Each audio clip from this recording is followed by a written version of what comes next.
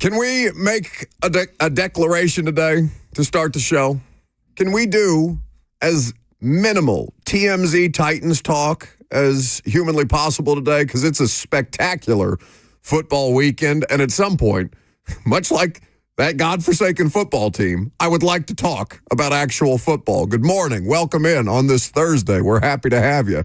615-737-1045 is the number. Facebook, YouTube, Twitter, and Twitch is where you can live stream the show if you are so inclined. There, we got college football playoff. We got NFL wild card weekend, and yet we have taken up so much oxygen talking about these TMZ Titans.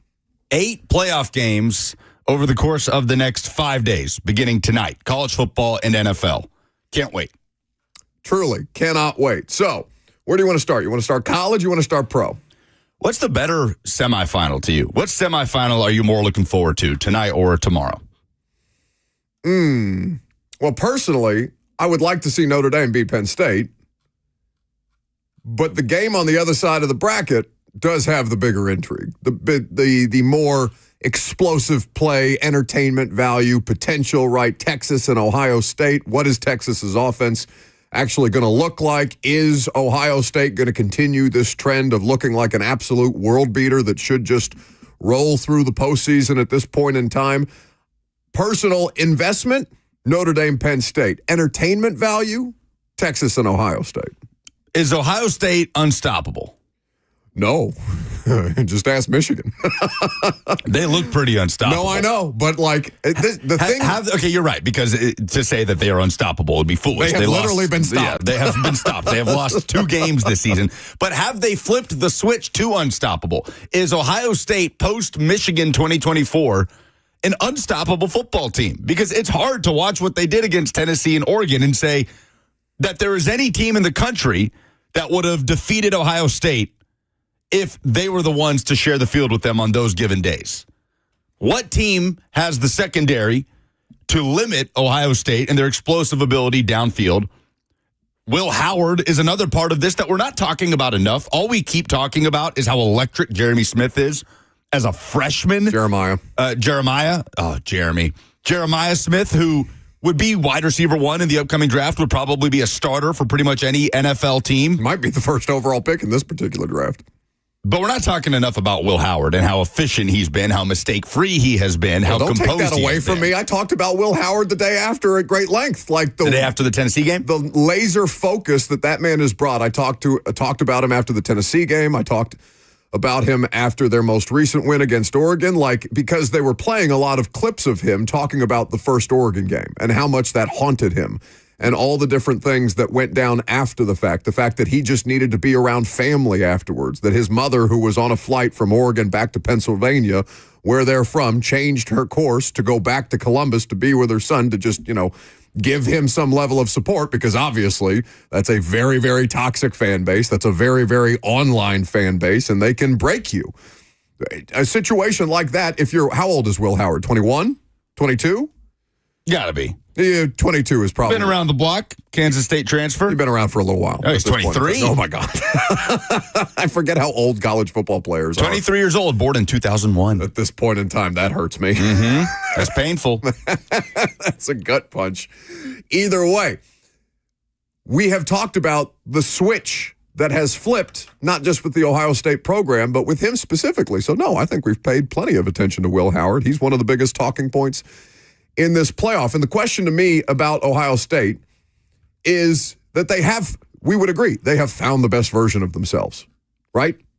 We know what they are capable of doing. The thing that seems to have motivated them to that point, though, is this edge that was brought about by discourse, real or imagined, about Ryan Day's job and about how invested Ohio State fans were actually in this team. And they're kind of,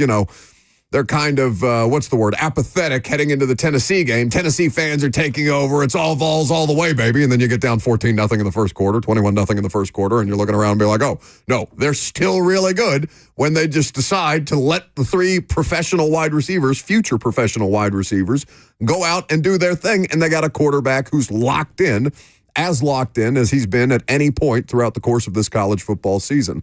I would just be curious about how does Ohio State maintain that edge? Because that's not an easy thing to do. This is an expanded playoff. You have to continue to do this thing. How many games do they have to win? 4 in total to win the national championship? That's a difficult thing to do for 4 games when it's as disjointed a schedule. You're not playing every Saturday at this point in time. So I think that for Ohio State, I know what the best version of them is. They have shown us the best version of themselves. How do they continue to maintain that level of motivation when everybody in the world knows that they should be the national champions if they continue to play this way? If they continue to play this way, how they will continue to play this way is the biggest question around this. Breaking Vols news on 104.5 The Zone. Okay. Andrew Marchand of The Athletic. Titans radio voice Mike Keith is leaving to call Tennessee Vols football and basketball per sources. Andrew Marchand, senior writer at The Athletic who covers sports media, breaking the news literally 2 minutes ago. I almost said a word that I cannot say on FM radio. That's the best thing that the Tennessee Titans organization had going for it. And now they don't have it anymore. That's a huge thing. Congratulations to Vols fans. Yeah, wow. That is the home run of all home runs for the Tennessee Volunteers, for the Vol Network. Mike Keith, whose mentor was John Ward, who worked in Knoxville for years and years, who called Tennessee baseball for a long time, who still has done a lot of work with the University of Tennessee since becoming the voice of the Tennessee Titans, who has a close relationship with the man that he will succeed in current voice of the Vols, Bob Kessling. Oh, my God. And we know Kessling will continue on through the end of basketball season, which he said when he announced his retirement a couple of months ago. But, wow, huge news today. The Vot becomes the Votva. I'm not giving you one. Are you proud of what you just did there? I'm never proud of what I do on this show. That was horrific. That was so bad. Listen, obviously would not even begin to imagine to speak on behalf of Mike Keith. Mike Keith is a Tennessee broadcasting icon. He has been the voice of the Tennessee Titans for nearly 3 decades. He is an institution. The only job that it would make sense for him to leave that job, the job that he has had with the Tennessee Titans organization, is the voice of the Vols. That place means a tremendous amount to him. Again, I would not pretend to speak for him. Just what I know about Mike, about his love of the Vol Network, about his love for John Ward. Tremendous respect for him. So happy for him and his family. I hope that job is everything that he wants it to be and more. Yeah, I couldn't agree more. Who the hell is going to be the voice of... Look at you. Look at you sweating over there. Look at you sweating over there. No, I'm happy You're for so Mike Keith. scared that I've been ripping the Tennessee Titans for day after day after day, and I'm going to impact your potential opportunities. No. Look at you sweating. Nothing to do with that. I'm happy for Mike Keith. This is, again, you could not picture a more home run hire for the Vol Network. This is the name every Tennessee fan shouted the moment Bob Kessling announced his retirement after a legendary run. I am happy for a person who has meant a lot to me and a person who is basically going home to the place that molded him as a broadcaster. And that is a really, really cool thing. I'm going to read from... Should we break early here? Because I kind of want to read this entire article for the... Maybe I can do this in 3.5 minutes. Let's work our way through. Okay, so this is according to The Athletic. Titans radio voice Mike Keith leaving to call Tennessee Vols football and basketball, according to sources. The Tennessee sportscasting icon is shifting from the NFL to college in a somewhat unconventional move. Mike Keith, who has been the radio voice of the Tennessee Titans for nearly 3 decades, will return to his alma mater to call Tennessee Volunteers football and basketball, sources briefed on the decision said. Keith succeeds the retiring Bob Kessling, who was the voice of the Vols for a quarter century. Keith spent 27 years in the Titans booth. An early highlight was his memorable 2000 playoff call of the Music City Miracle. By the way, 25th anniversary of that was yesterday. So I'm sure Mike didn't want that to get out yesterday of all days, and I'm sure Mike would have rather it gotten out on his own terms rather than it breaking in The Athletic this morning, but, that's neither here nor there, in which the Titans scored a late second kickoff return touchdown on a lateral to defeat the Buffalo Bills. Mike Keith punctuated his call with "It's a miracle," which has been echoed in Tennessee Titans lore ever since. The pull of returning to Knoxville from Nashville was too great for the 57-year-old Keith, who attended volunteer games as a child and graduated from the university. Besides calling games, Keith is expected to be involved in some of the new initiatives for the athletics program. Keith was the top choice of the Vols athletic director, Danny White, and deputy athletic director, Alicia Longworth, who laid out the plan that convinced Keith to make the move. That is a huge win for the Vols, first and foremost. That is a massive, massive loss for the Tennessee Titans. Best in the business. Best in the business. Titans radio has been the best in the business. Continues to be, no matter how bad the football team is, and Mike's done a lot of bad football games in his life. But, whether it was him and Wycheck or him and Pat Ryan, him and Coach Mack at this point in time, the work that he has done here, Titans fans will be sad that he's leaving, but you should be happy for him. You should genuinely be happy for him, for all that he has done for you. How many of your memories he's been a part of. And I'm sure Mike will put out a statement or, Mike has announced it on his social media. Has he? He has. Okay. And the official Tennessee Athletics account, Jackson, if we have this, just give me the green light when I can throw to this, has posted something on their Twitter account with Mike Keith speaking as the new voice of the Tennessee Volunteers. Do we have it? Go.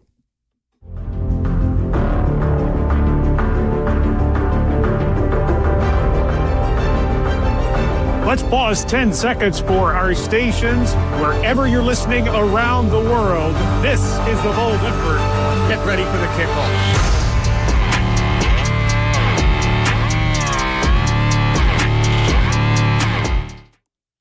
Tennessee Athletics just posted that with Mike Keith, a camera zooming in on him on the Vol Network booth, in the Vol Network booth in Neyland Stadium.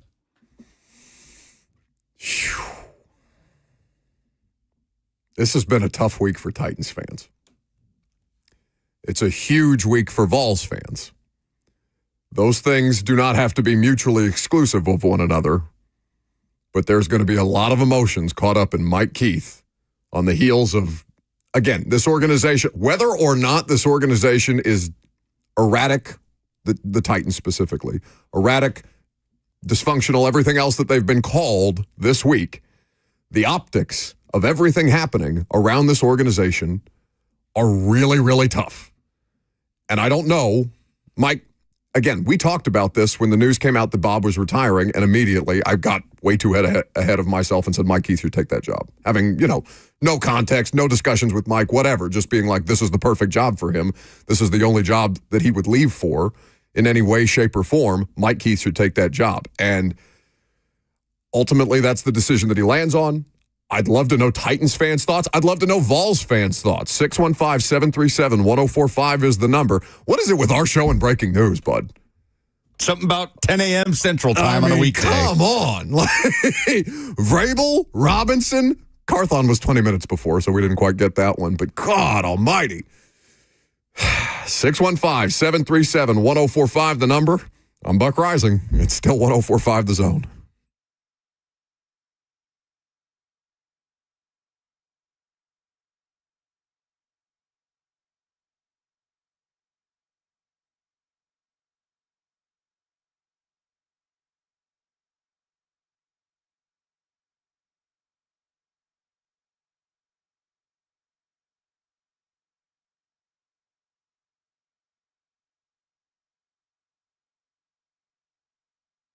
The Tennessee Men's Clinic is here to help you like they've helped so many other guys over the course of the last decade. Lots of men assume that if the pills don't work for erectile dysfunction, they have no other options than irreversible surgery to treat ED.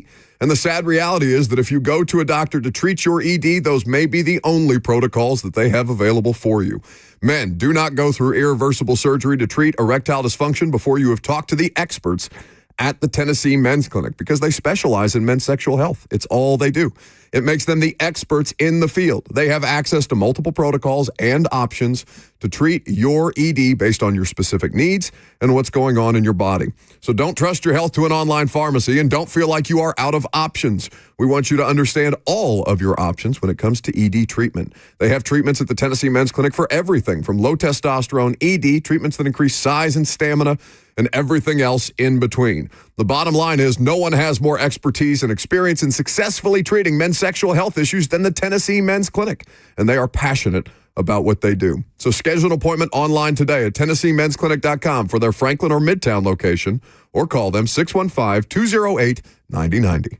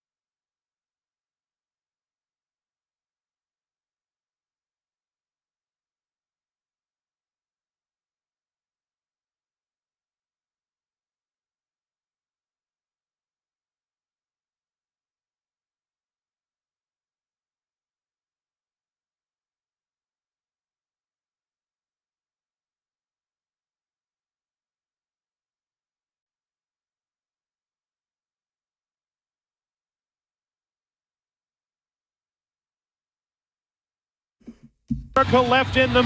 If they do, they need it now. Christie kicks it high and short. Going to be fielded by Lorenzo Neal at the 25. Pitches it back to Wycheck. He throws it across the field to Dyson. He's got something. 30, He's got 40, something. 50. He's got it. 40, He's got it. 20, 10. He's got it. End zone. Touchdown Titans. There are no flags on the field. It's a miracle. Tennessee has pulled a miracle. A miracle for the Titans. It gives me goosebumps every time I hear it. That's the Music City Miracle Call. 25 years yesterday. Yeah. The news of the day, Mike Keith is leaving the Tennessee Titans to become the next voice of the Vols. A couple of things here. As we said, to open the show, because we're going to take your phone calls on this here in just a second. The Titans are worse for losing him. The Vols are better for having him. Vols fans should be ecstatic.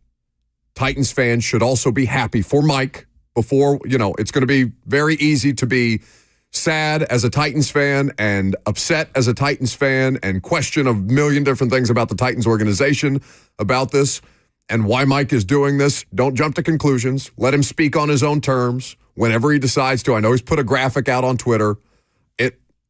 I personally am so happy for that man because the dream job that almost never comes open has come open for him. Yeah. And he is in the right place and at the right time in his professional broadcasting career to be able to do something I know that means a great deal to him. So first and foremost, before you're upset at the Titans, be happy for Mike Keith. The second part of this, and I know that he's scheduled to be on Blaine and Zach later. We'll see what happens with Coach Mack. I would not want to infer anything one way or the other. I have absolutely no idea what Coach Mack is going to want to do. I am just going to be curious as to how they approach this, who is making the hire, because Mike Keith is the vice president of broadcasting for the Titans. I'm sure that Mike would help them in this, a peaceful transition of power. I don't know. It's going to be peaceful on the side of Mike Keith. I don't know how Titans fans are going to take this. But today is about his new role, right? Today and that's is what the about focus is going to be on. He has a statement to VolQuest. Brent Hubbs putting this out there. Brent Hubbs, who has been great friends with Mike Keith for a long time. Hey, Lucas, do me a favor, though, real quick. What's that? Can you say sack real quick? Stop. Mike Keith saying, quote, "It's otherworldly He's almost." He's going to get so mad at me today.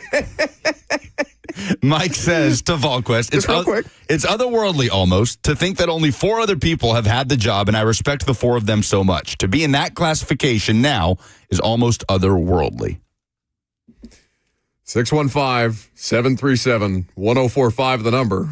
How do you feel about Mike Keith leaving the Titans to become the voice of the Vols? That's the reporting of The Athletic this morning, confirmed by Mike Keith with a graphic on his social media. He has not said anything specifically to that effect at this point in time. Again, he will comment on it when he is ready to comment on it, and I think that we should all afford Mike Keith that grace. All right, let's start with the calls. Hal is up first. Hey, guys. Thanks for taking my call. When you guys announced that, I got two things kind of overcame me. Like, I heard you break the news, and it was chills for Mike for that news and for Vols Nation. And it was a pit in my stomach because 2 reasons why. Number one is the fact that, I met Mike Keith many years ago. I was part of an organization here in Nashville called the Phoenix Club. A charitable organization, and Mike Keith came and spoke to us. And I'll never forget, he talked about how important it was for us young professionals at the time to have a passion for what we do, for what we invest in. And, you think about his career and what he brings to what he does. Man, that guy is passion, even amidst the bad seasons and the losses. Like, the Titans fans lose that, but the Vols get that, right?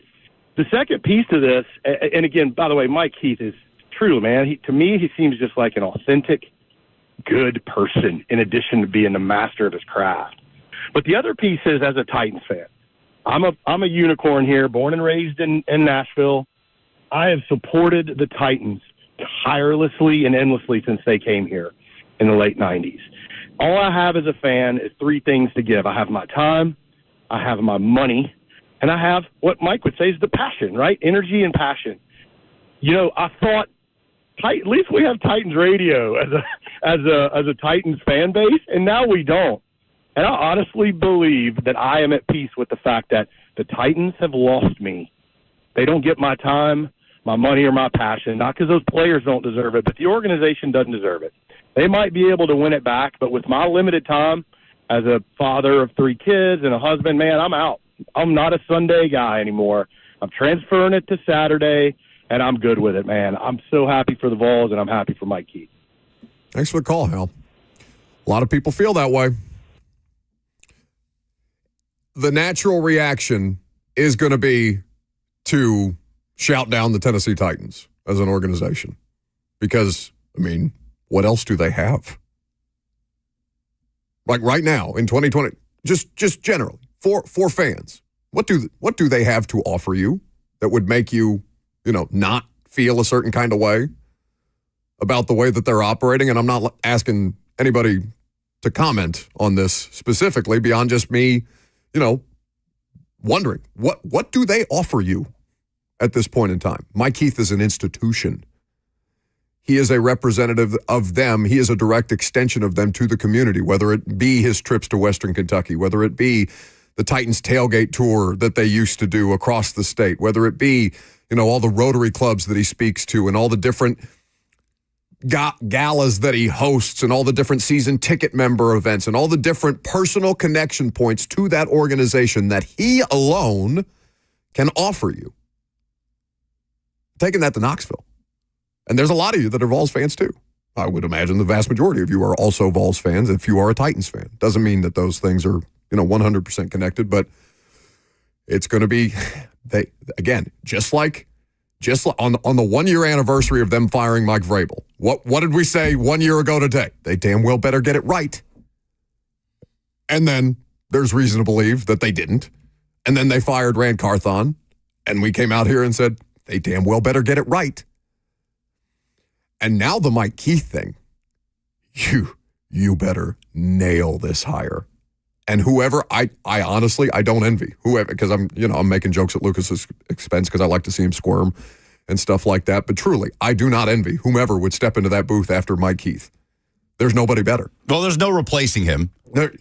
None. But let me remind you that Titans Radio, and Mike Keith would tell you this, is not just Mike Keith. No. He is the face and the voice of the Tennessee Titans, and I don't think there will be anybody better to ever do it with this organization. But Titans Radio is comprised of, obviously, we know Coach Dave McGinnis, Brad Willis, Philip Noel, Rhett Bryan, the executive producer of Titans Radio, so many different people, Ramon Foster, that have a hand, Amy Wells. The standard of broadcasting is not going to dip with Titans Radio. But with that said, you're right. There's no replacing Mike Keith. He's going to be on the morning show tomorrow. Okay. Mike. So I'll be listening. We'll all be listening to hear from him in his own words about this move from voice of the Tennessee Titans for damn near 3 decades to now the dream job, the voice of the Vols. 615-737-1045, the number. Titans fans and Vols fans wanting to react to this. How about Tyler next? Gentlemen, what a terrible year for the Titans. Potentially one of our worst years we've ever had. But one thing that we have had the entire time the Titans have been here, through good and bad, is touchdown Titans, 99 yards. Who's going to fill those shoes? That's like coming in behind Belichick. No. Oh, lost him. Oh, there he is. Am I gone or am I back? You're good. Keep going. Oh, yeah. Lucas jumping the gun. He's a little antsy over there. He's a little nervous over there. Just keep going. Yeah. Who's going to fill those shoes? It was always so good to listen to Mike Keith. He had a great voice. He had great energy. He brought such a good vibe to the Titans organization, and I'm proud of him, happy for him. It's just damn sad that we're losing him. Hope you all have a great day. Yeah, I appreciate the call, Tyler. It's a great day for somebody who we love. We love Mike Keith. Love that man. Love his work ethic, love his passion, love the person. And he's not going away for the radio station, we carry the Vols games. So Mike Keith is still on 104.5 The Zone, and we have Bob Kessling on all the time. I would expect that we would have Mike Keith on as his schedule allows. So he's not leaving you entirely. He's just going to be with you in a different capacity. And that different capacity is that he's going to be with the better football situation right now. Again, he'll have his own reasons that obviously we should all let him articulate. Nobody should jump to conclusions on behalf of Mike Keith and why he's doing this or why he doesn't want to, why the Titans' job isn't what he's going to continue to do. Not that he doesn't want to do it anymore, but why the Vols' job is a better job for him at this particular point of his career. All things that I know that he will address tomorrow morning when he's on the morning show. And I'm sure he'll, continue to work with the Titans on what the official Titans podcast looks like and, all the different things all the different roles that he has served for them. But there has been no better representative of that organization consistently over the last 3 decades than him. He's the best. And now he's the Vols. He'll always be the Titans to an extent. He is an integral part of Titans history. But now that's what it becomes. He's a part of their history, and he's about to be a part of the Vols' future. 615-737-1045 is the number. If you want to jump in, let's go to Drew.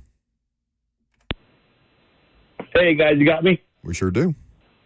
Hey, thanks for taking my call. Appreciate it. It's funny, actually. I'm from Ohio, right where Vrabel's from, Walsh Jesuit.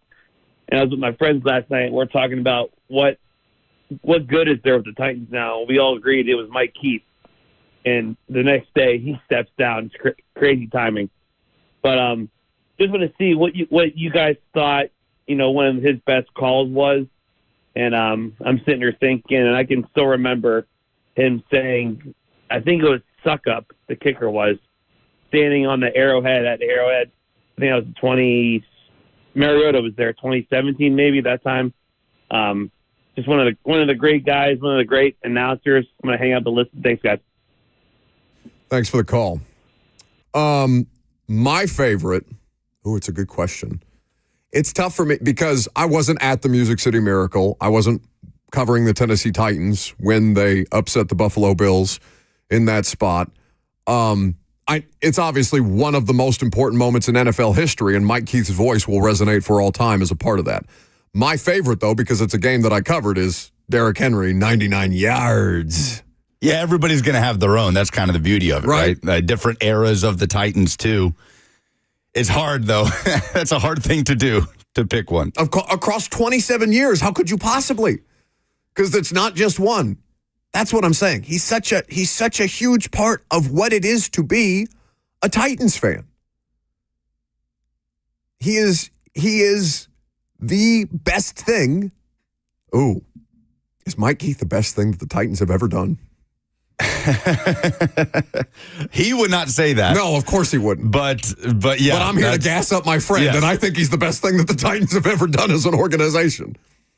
Certainly in the Titans era, God knows. And like I said, I'm going to stop myself from. It's tough this is a tough story for us to cover, because we know this person, and I know we know Rand Carthon, and we know Mike Vrabel, we know John Robinson, we know these people, but this is different. Well, it's fun to hear him talk about getting the job, and talk about how it wasn't necessarily a thing where they pull his tape off of a pile of tapes that come flooding in to be the voice of an NFL team that's relocating to Nashville, Tennessee.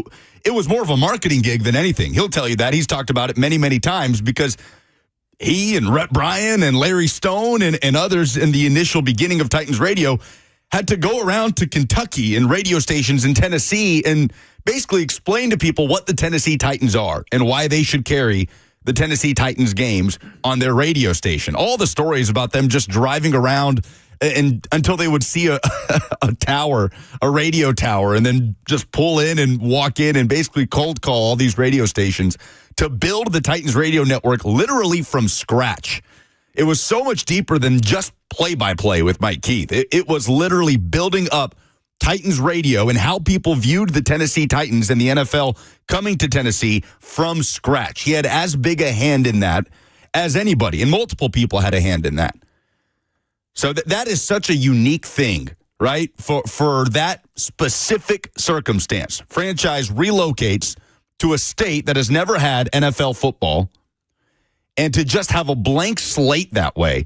And he was the perfect person to paint it. I mean, it's truly incredible stuff, legendary stuff. There is an exclusive one-on-one with Mike Keith with VolQuest, with him wearing a Power T pullover and talking with Brent Hubbs, who, of course, Mike Keith came up with, in some sense, with the Vol Network. And so we'll get to that with you here in just a second. But the news of the day, I said I wanted to talk football today, Lucas. I said I didn't want to do the TMZ Titans, and here they are. I mean, come on. But it's a huge story for us locally. It's a huge story for the state of Tennessee because arguably John Ward is the most iconic broadcaster that Tennessee has had as a state, yeah? Yeah, I think anybody would tell you that. Right. Mike Keith would certainly tell you that. Mike Keith is 1B to John Ward's 1A, as far as I'm concerned. And he's getting ready to do something that John Ward didn't, which is be an incredible play-by-play broadcaster for the NFL franchise, and then to go do it, to go do it for the Vols. Now, in most markets, that would be not necessarily an upgrade, to go from the pros back to college, but not in the state of Tennessee. Not by a mile. This is a huge opportunity for Mike. I personally am so happy for him.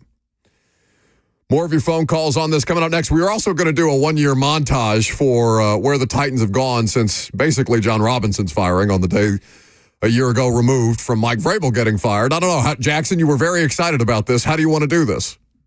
What do you want to do, bud? This is not my decision. I was told never to answer a question with a question. Well, but I broke a rule. You did. Why don't we do that? You know what? Why don't you adapt your montage? Why don't you put us breaking the news of Mike Keith in that montage, and we'll run it back later. I'll give you some time. We'll take phone calls in the meantime. We'll play that exclusive sit-down with Mike Keith and Brent Hubbs. Coming up next, I'm Buck Rising. It's 104.5 The Zone.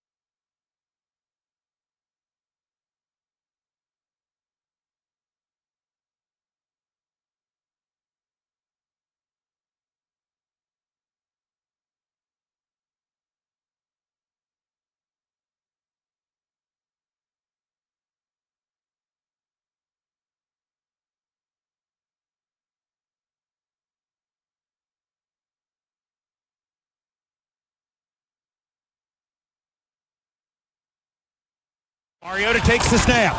Looking, stepping up. He can run this thing. Instead, he'll pull it back. He'll sneak around the edge to the 45. Stiff arm 50.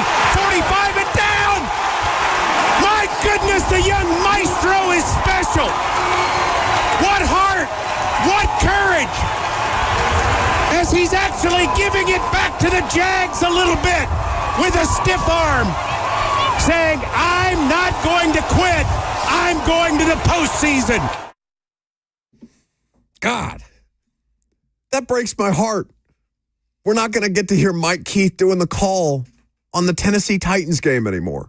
But you'll get to hear him on Saturdays as the voice of the Vols. That's the latest news. You don't have to be a Titans fan to appreciate that man.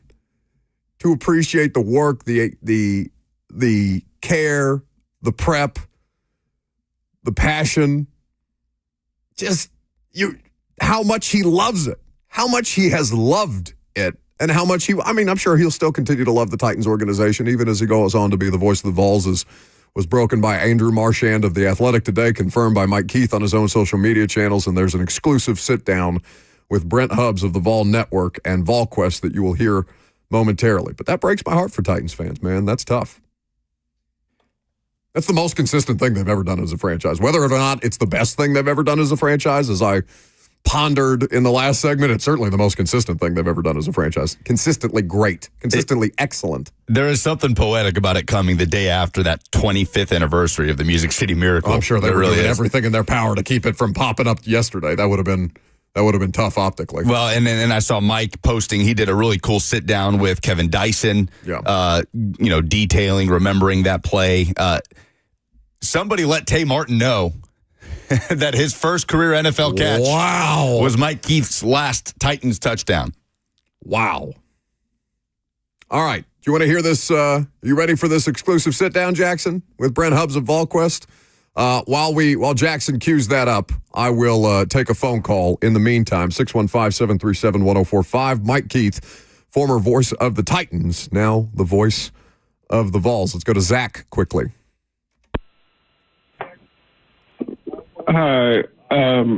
First off, I want to say super happy for Mike. But we're very sad for him to leave because I've been a long-time Titans fan. But also, so should the replacement be for voice for Vanderbilt football games, Mr. Buckrise himself?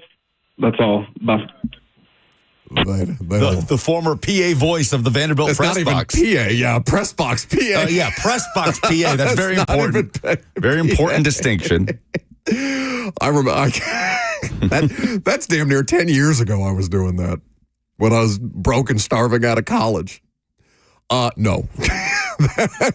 I promise you, because then I can't be me, then I can't be critical of them when they do things that I hate.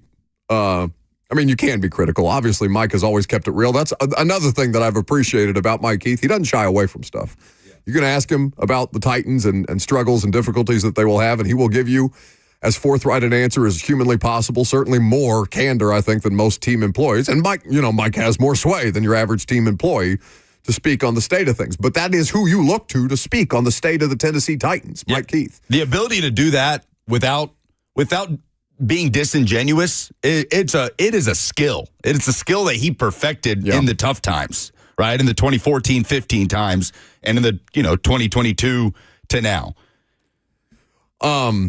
But it's not gonna I tell you what I do know. It's not gonna be me. Nor would I want anything to do with that. To be honest with you. Not because of what kind of a job it is or whatever. I'm not qualified. I don't do play-by-play. That's not what I am. I'm just a talking hothead that they put in front of a microphone for 3 hours a day. 615-737-1045 is the number. Now I'll make Lucas squirm and make all kind of proclamations about who it should. We failed on your campaign to be the PA announcer for the Titans. Now I'm going to put my efforts exclusively behind making Robert Walsh the next voice of the Tennessee Titans. Why don't we hear you give us a sack call?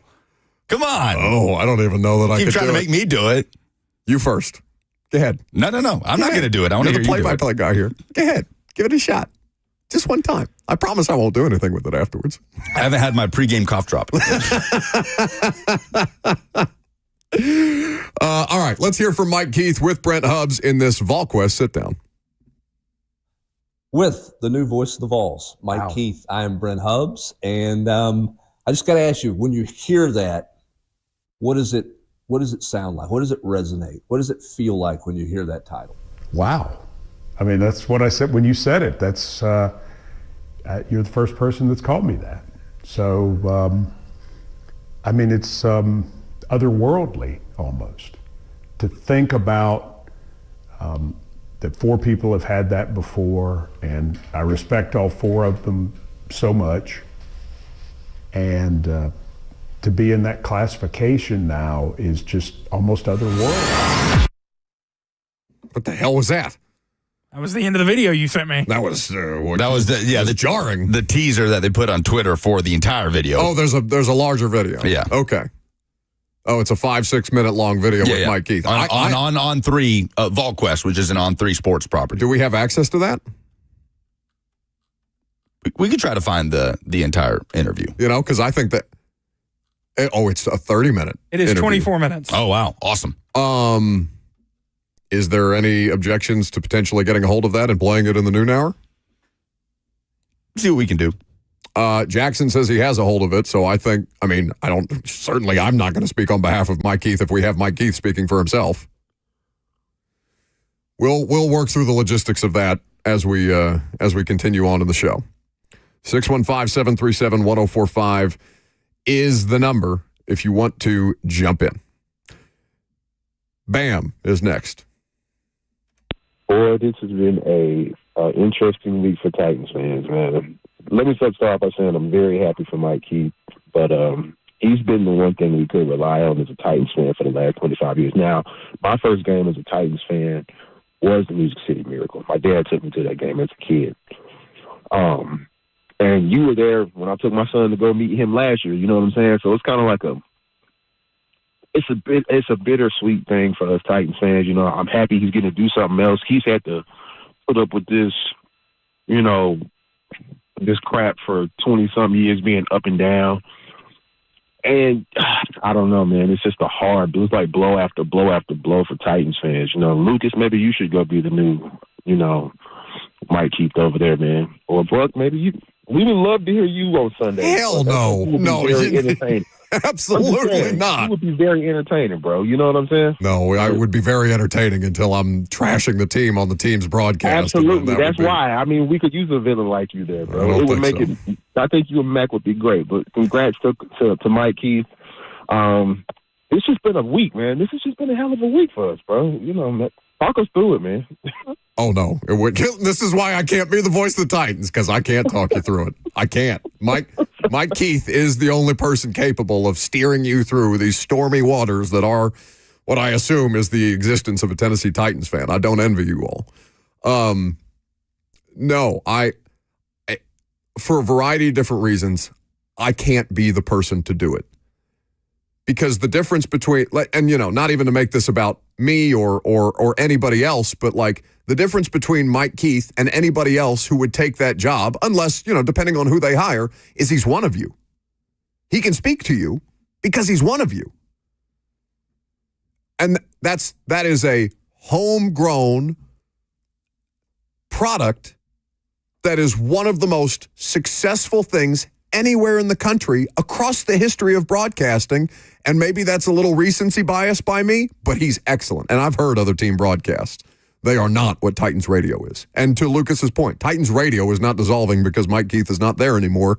And that standard of excellence will be upheld from everybody else who's still involved with Titans radio. But it's a damn hard thing to replace Mike Keith. Nobody's ever replacing Mike Keith. It just becomes the next person to do that job. So, whomever it is, I genuinely think it has to be one of you. It is an insane thing because there's not that many places, not that many states with this sort of flagship college football team like the Vols and flagship NFL organization like the Titans that have that kind of continuity.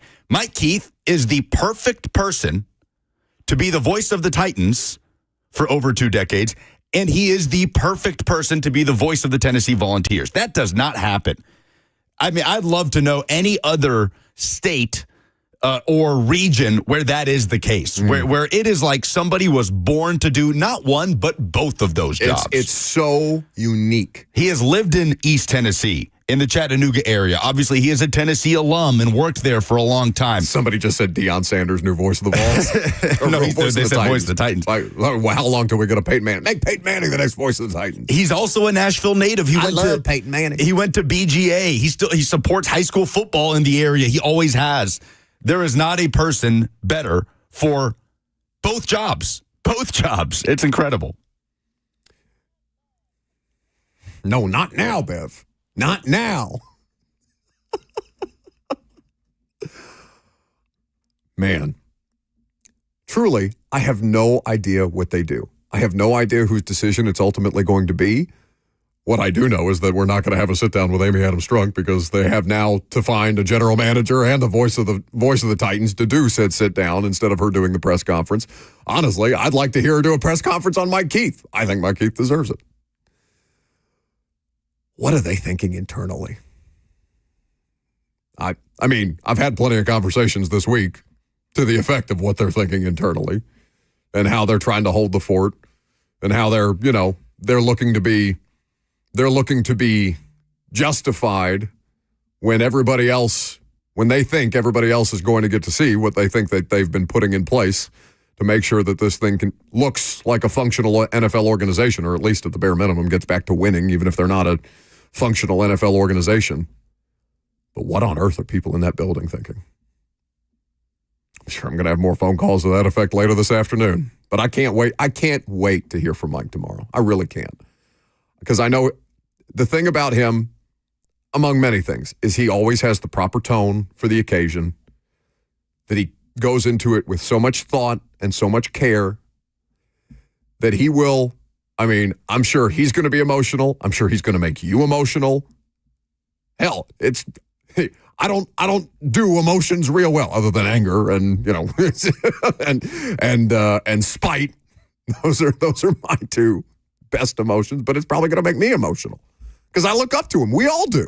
No matter whether you're a play-by-play person or not, and I'm not a professional broadcaster. I'm just, a loudmouth.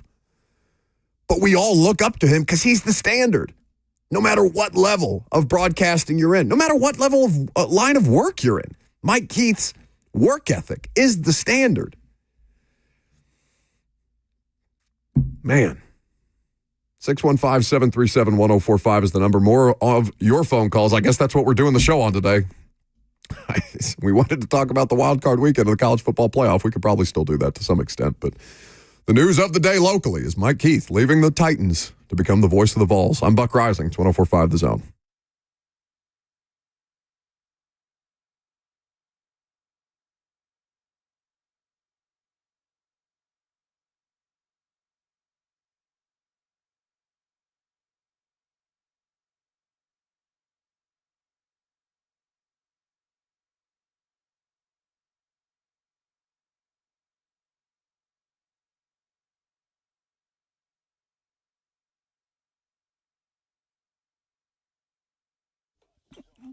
$10:55. It's about that time of the day where you're tapping your foot, looking up at the clock, wondering when it's going to be time for your lunch break, especially if you're anything like me. Well, the good news is in 5 minutes, the doors open at every Hattie B's location in Middle Tennessee, except for one, because the Hattie B's at the factory in Franklin has been open since 7 a.m. That's right. Hattie B's is doing breakfast. You've got to go try it out. Hattie B's is a family-run restaurant serving up your favorite Southern food, an authentic Nashville hot chicken. It is the best in town. I promise you, I would not lead you astray when it comes to food. They hand-bread their fried chicken, cooked to order. Add your spice level, hot or not, with your favorite piece of chicken, tender, sandwich, wings, or the half bird if you're especially hungry. Pick your favorite side, Southern greens. The pimento mac and cheese is my personal favorite. Bacon, cheese grits, so much more. They are the best sides in town, and you can always top it off with some banana pudding or peach cobbler. By the way, you download the Hattie B's app today, you get a free dessert just by doing that. Walk in, get your Hattie B's famous hot chicken, and head back to the office and make Hattie B's, whether it's the factory at Franklin, Lower Broadway, Melrose, Midtown, or Nashville West, your lunch spot today.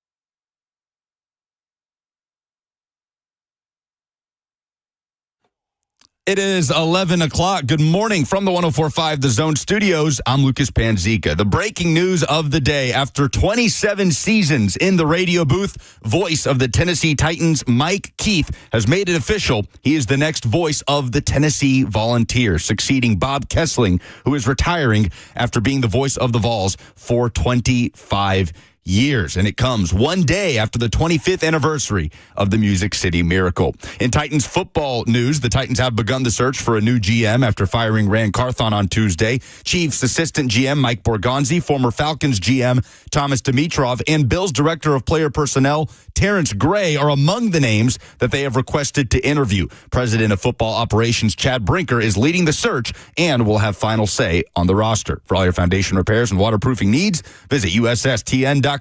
Breaking news at once on your home for the Titans and Vols. This is 104.5 The Zone.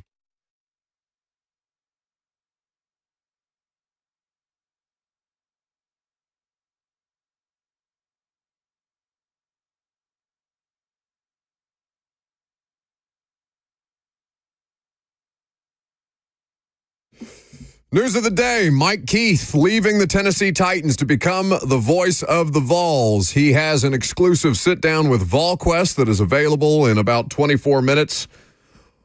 Or in total, it's a 24-minute sit-down with Mike Keith explaining his decision. They put a preview out of it. 615-737-1045 is the number. Facebook, YouTube, Twitter, and Twitch is where you can interact on the live stream of the show. Here's a couple of different levels to this. We've talked about the news. We've reacted to the news.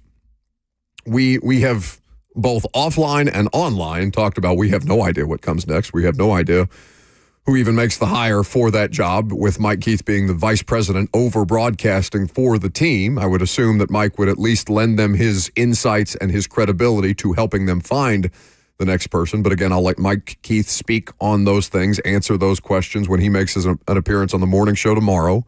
As soon as they have a time, I'm sure they'll keep you updated. Let's talk about the Titans quickly, because it's a huge loss for the Titans. Titans organization has expressed publicly their joy for him. Titans fans have expressed their gratitude for him. But let's just talk about the Titans as an organization here for a second. It's the most consistently excellent thing. It's arguably the only thing that they've done at a consistently excellent level. Titans Radio. Mike Keith is not the only part of Titans Radio. He is, understandably, the face of Titans Radio, the face and the voice of Titans Radio. So he has a huge part of that quality of the product specific to him. Are they going to be able to win one PR battle this week? A single one. Because they're taking it on the chin for the Rand Carthon thing. Rand Carthon getting fired pales in comparison to Mike Keith moving on. As far as what hits home and what would upset you about the organization, pales in comparison. It's not even close. Well, it's just a totally different conversation, sure. Right? I mean, it's not even just a football conversation. But in terms of like what your favorite team makes you feel, their favorite team, Titans fans' favorite team, made them feel less than great with the way that they handled Rand Carthon's situation. Yes or no? There are plenty of people, including myself, that wanted them fired. I also wanted them to clean house. They didn't do that. They did the opposite. Sure. And after a 3-14 season, it's hard to do anything that has the fan base, They literally can't win for losing. Draft coverage. That comes before the games. What on earth are they going to do? And listen, Rhett will do an incredible job. Ramon Foster's obviously been a big part of Titans Radio. Amy Wells, Coach Mack. I want to know, we're scheduled to have Mack on the show tomorrow. I would like to call him and kind of talk to him about what he's feeling, because I don't want to put him in a tough spot. But, Coach Mack's a big boy, and he can handle a lot of things. I'm sure that he can handle an interview.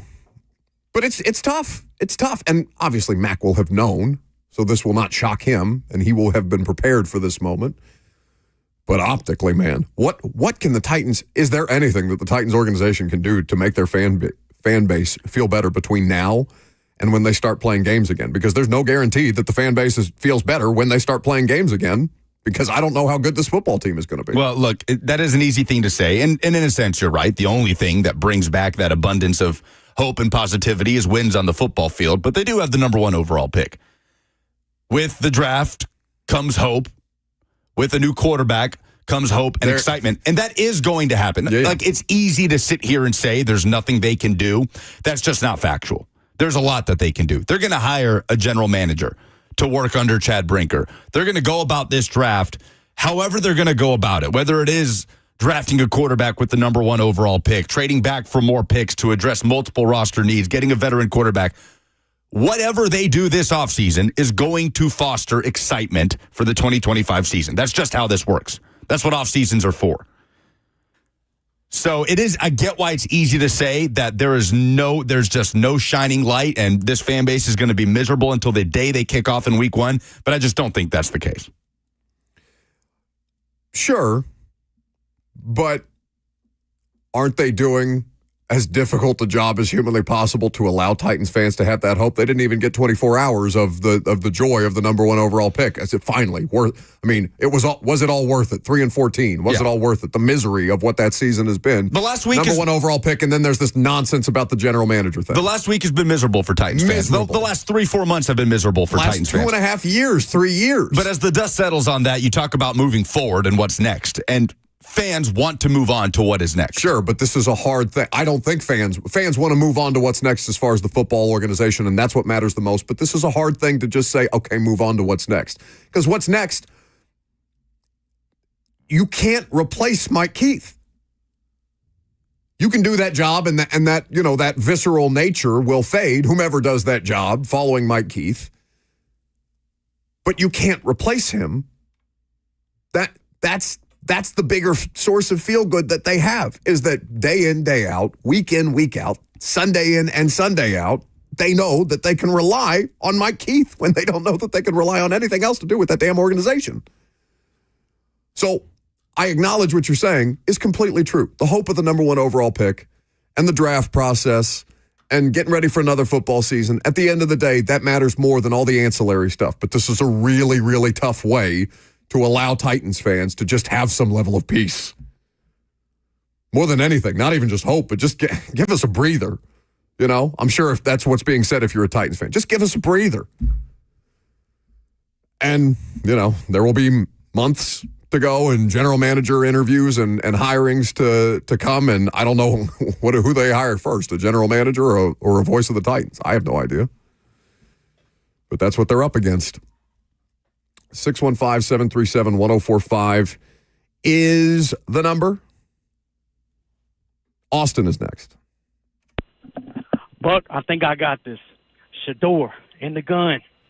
Scans. Mason Kinsey back in the end zone. Touchdown. They cut the lead to 56. This is our new reality, Buck. They can't hurt us any more than we hurt now. I can't believe it, man. But no, in all seriousness, congratulations to Mike Keith. Yeah. I'm a Vols fan, too, so we're not missing out too much. I'm just glad he's out of that misery situation. But that's all I got. I think we should all submit our intros or our tapes here and see who the best one is, and that's who the next voice is. We just turned the show into an audition, a running audition. Well, of course, Lucas likes that because I keep trying to turn it on him the entire show.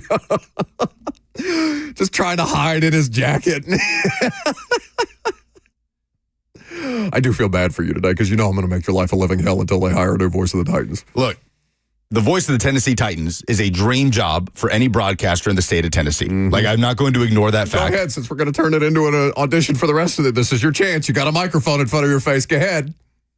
I love what I'm doing. I love what I do with Nashville Soccer Club. I value what I do with Titans Radio as well, as much as I value anything that I do, and I'm grateful for it. But yes, to ignore that this is a dream job for any broadcaster within the state lines of Tennessee, especially one that was born in Nashville, would be foolish, and I'm not going to do that and be disingenuous in that way. But I also want to have respect for Mike because today is about Mike. Today is about Mike moving on to be the voice of the Vols. Correct. And as tough as this is for Titans fans, and I know not every Titans fan is a Vol/Titan fan, but the Vol/Titans fans are feeling great today, right? I mean, Mike Keith also gets to lead the Vols into this new era. 615-737-1045 is the number. Ashley is next. Hey, guys. I also grew up a Titans and Vols fan. I'm 30, so literally as soon as I remember watching football, I remember listening to Mike Keith. And And you were kind of talking about it earlier, but I don't feel a lot of hope for this organization. I mean, yes, the number one draft pick, but like you were saying, as soon as that we got that, it was news of Rand getting let go, and now this. I'm happy for Mike. I'm excited. My Vols heart is excited, but I really have no hope that anything in this organization can go well at this point. So I'll be interested to see how the offseason goes. But honestly, if a lot of this continues, I don't know that I'll be able to follow anymore because it's tough. So just wanted to share that, and I'll be interested on your guys' take. Thanks for the call, Ashley. I mean, that's what I'm hitting at earlier, Lucas. Like, they have the number one overall pick. Have vibes ever been lower around an organization that has the number one overall pick? Probably so, because we're not familiar with every organization at every granular level that's ever had the number one overall pick. But man, I mean, that's what I'm saying. This is an impossible PR battle. And that maybe they're not even going to try. Like, nor do I think that they should, to get out there and try and make Titans fans feel better about this. There's an impossible nature to making Titans fans feel better about this by anything that you do or say, other than, all right, here's what we're going to do. We hope that you see the results when the football team next takes the field in August for training, July for training camp, August for preseason, September for regular season, and so on and so forth. It has an impossible feeling to it, even though that's got a great deal of recency bias to it, because it's been an awful week for them.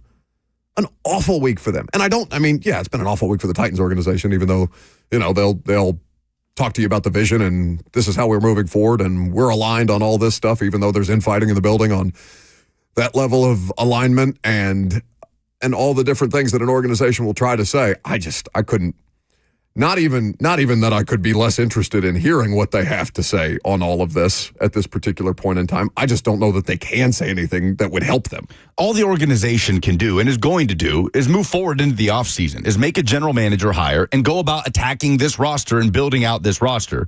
And all we can do as media and as a fan base is the same thing, move forward into the offseason at what's to come. So, I understand why people are beside themselves right now with how the season has gone, with the constant shakeup. It's not conducive to success. Nobody would tell you that it is.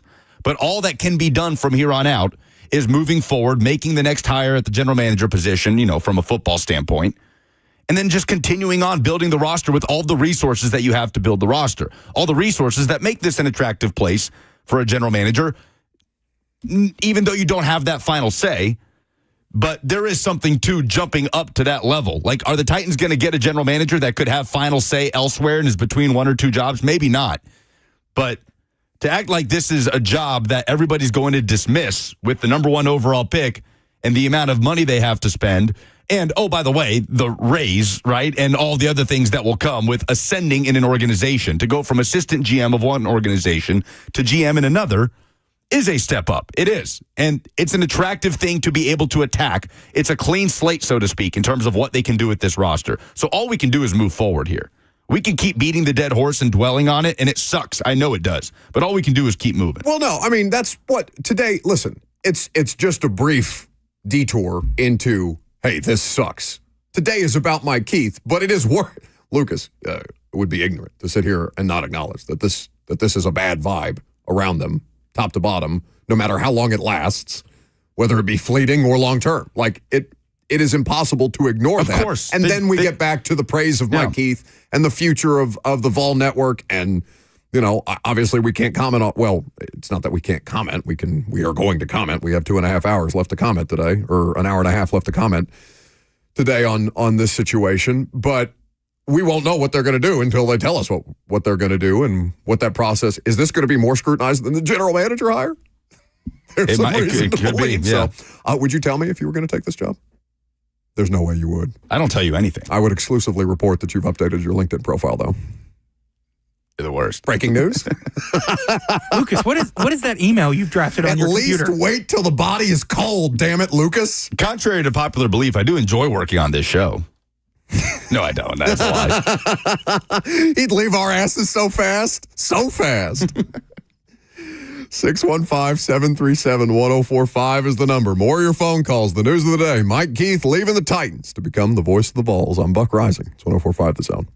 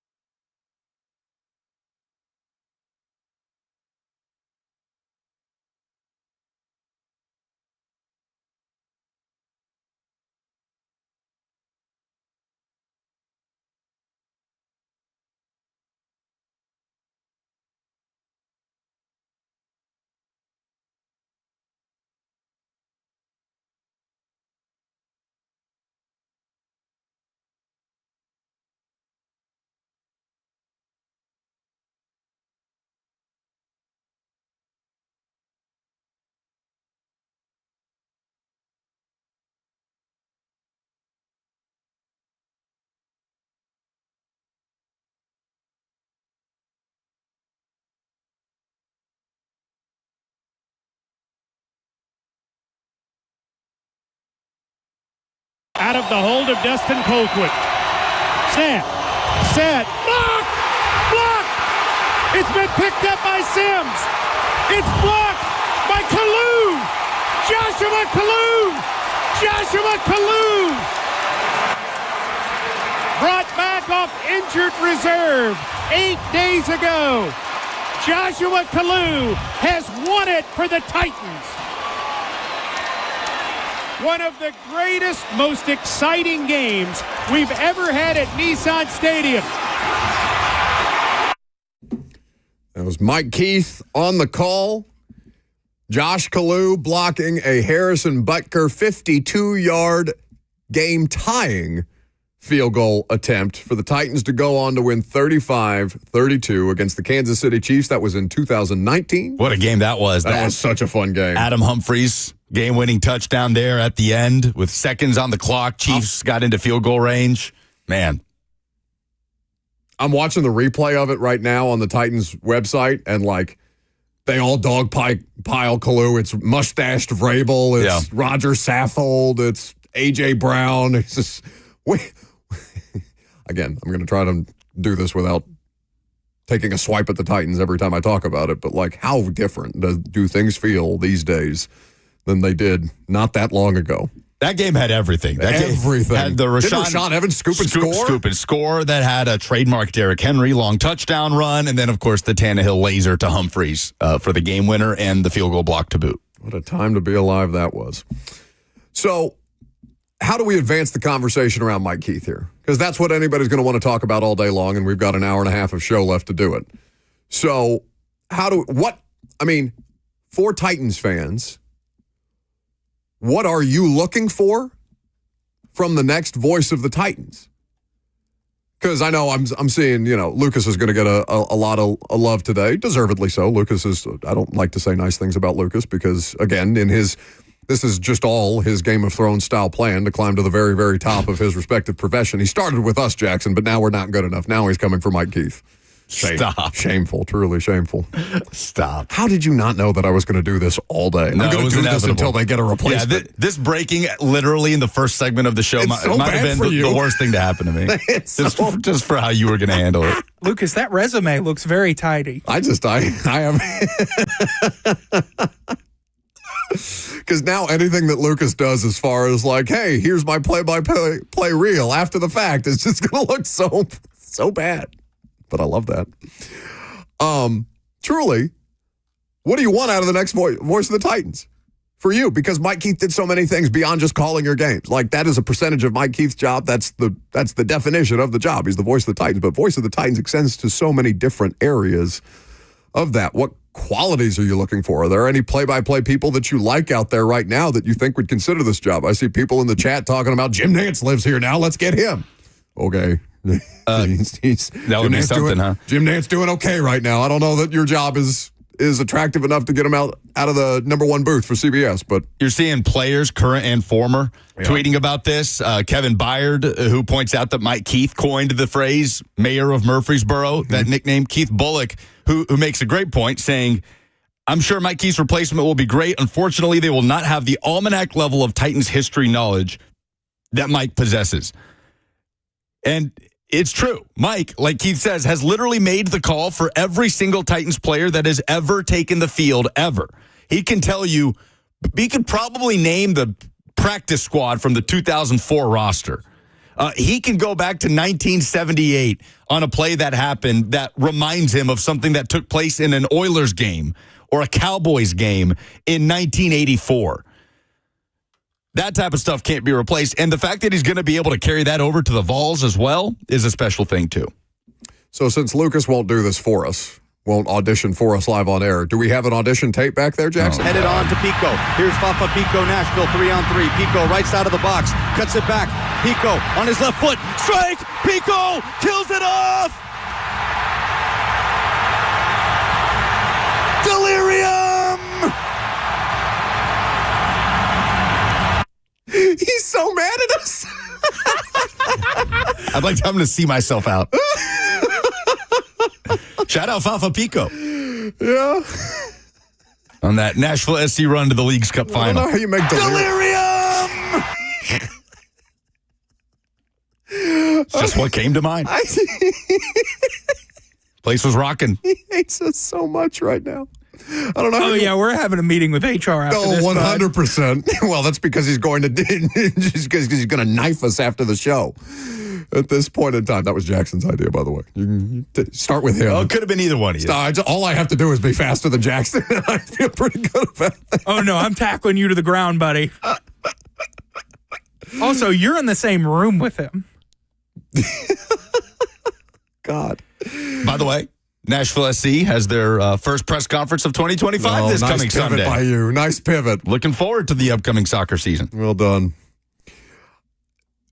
So truly, it's up to Titans fans what they want, how they're going to involve Titans fans. I mean, not involve Titans fans in the search. Obviously, the Titans fans will have input, their public input on the search, but it's going to be a fascinating thing.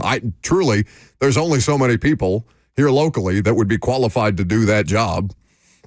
And I wonder how many of them are going to go after it, because to me, it has to be somebody local, right? Would you agree? Like, it has to be somebody who cares about that team. Nobody can replicate what Mike is or Mike's passion or all those things. But to me, they can't go outside and get a play-by-play broadcaster that might be fine, but isn't one of them. You know what I'm saying? Well, these jobs are so different. That's one of the many, many reasons why Vols fans will be ecstatic about this hire, right? Mike Keith is one of us. And you could say that about him in regards to the Titans, too. Yeah, I agree with that. 615-737-1045 is the number. How about Henry? Thanks, Bud. Thanks, guys. Beautiful show. Long-time listener. I've been a Titans fan my whole life. I live in Franklin now. I'm retired. Here's my spin. The one and only George Plaster needs to be added to the list. George Plaster. Nobody can replace Mike Keith, but George will be a wonderful job. And in the equation, keep Coach Mack as the color. He's beautiful. He's wonderful doing color. He breaks it all down. And Blaine Bishop needs to be in the conversation too. Those are my spins.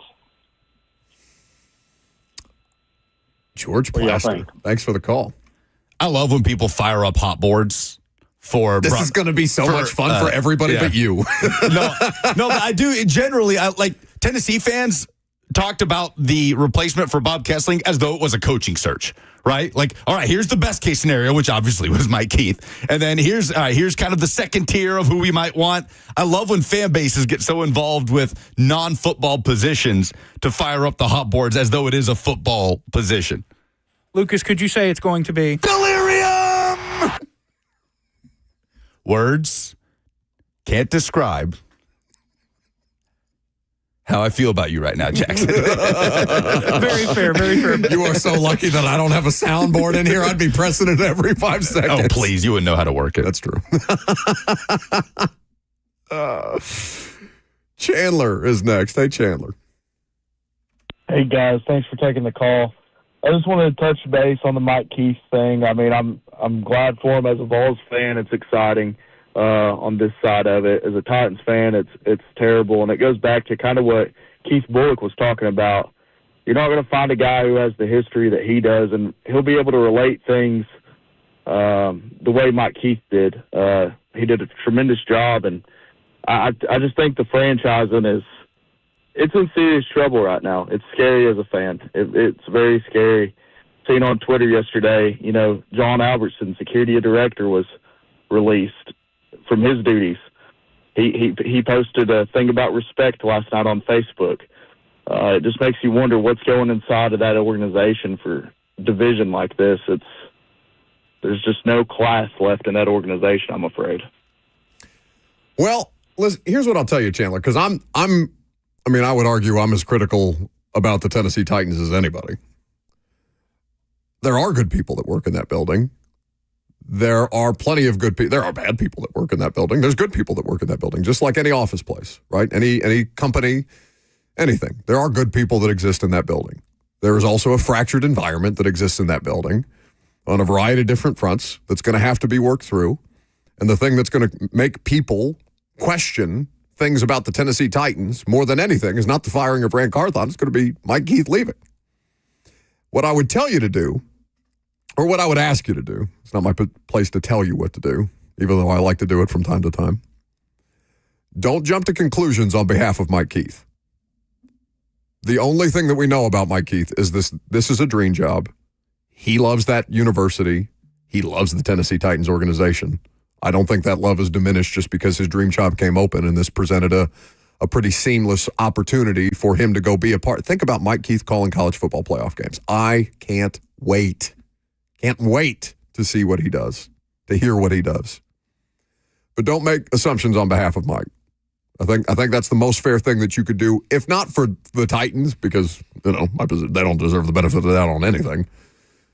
But for Mike, don't jump to conclusions on that front, because there are plenty of good people. We just talked about it. Titans radio, the vast majority of them, they're still there. It's just going to be different without Mike. Indisputably. Yeah.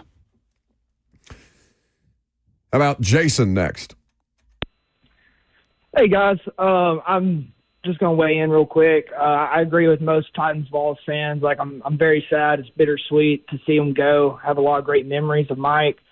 But also I am just so ecstatic to hear him call the Vols. And it's not just like the fact that the Titans are just utterly incompetent at this point in time, but it's also how great the Vols are. It's the best place the Vols have been since '98 with football and basketball both. It's going to be epic, to be honest.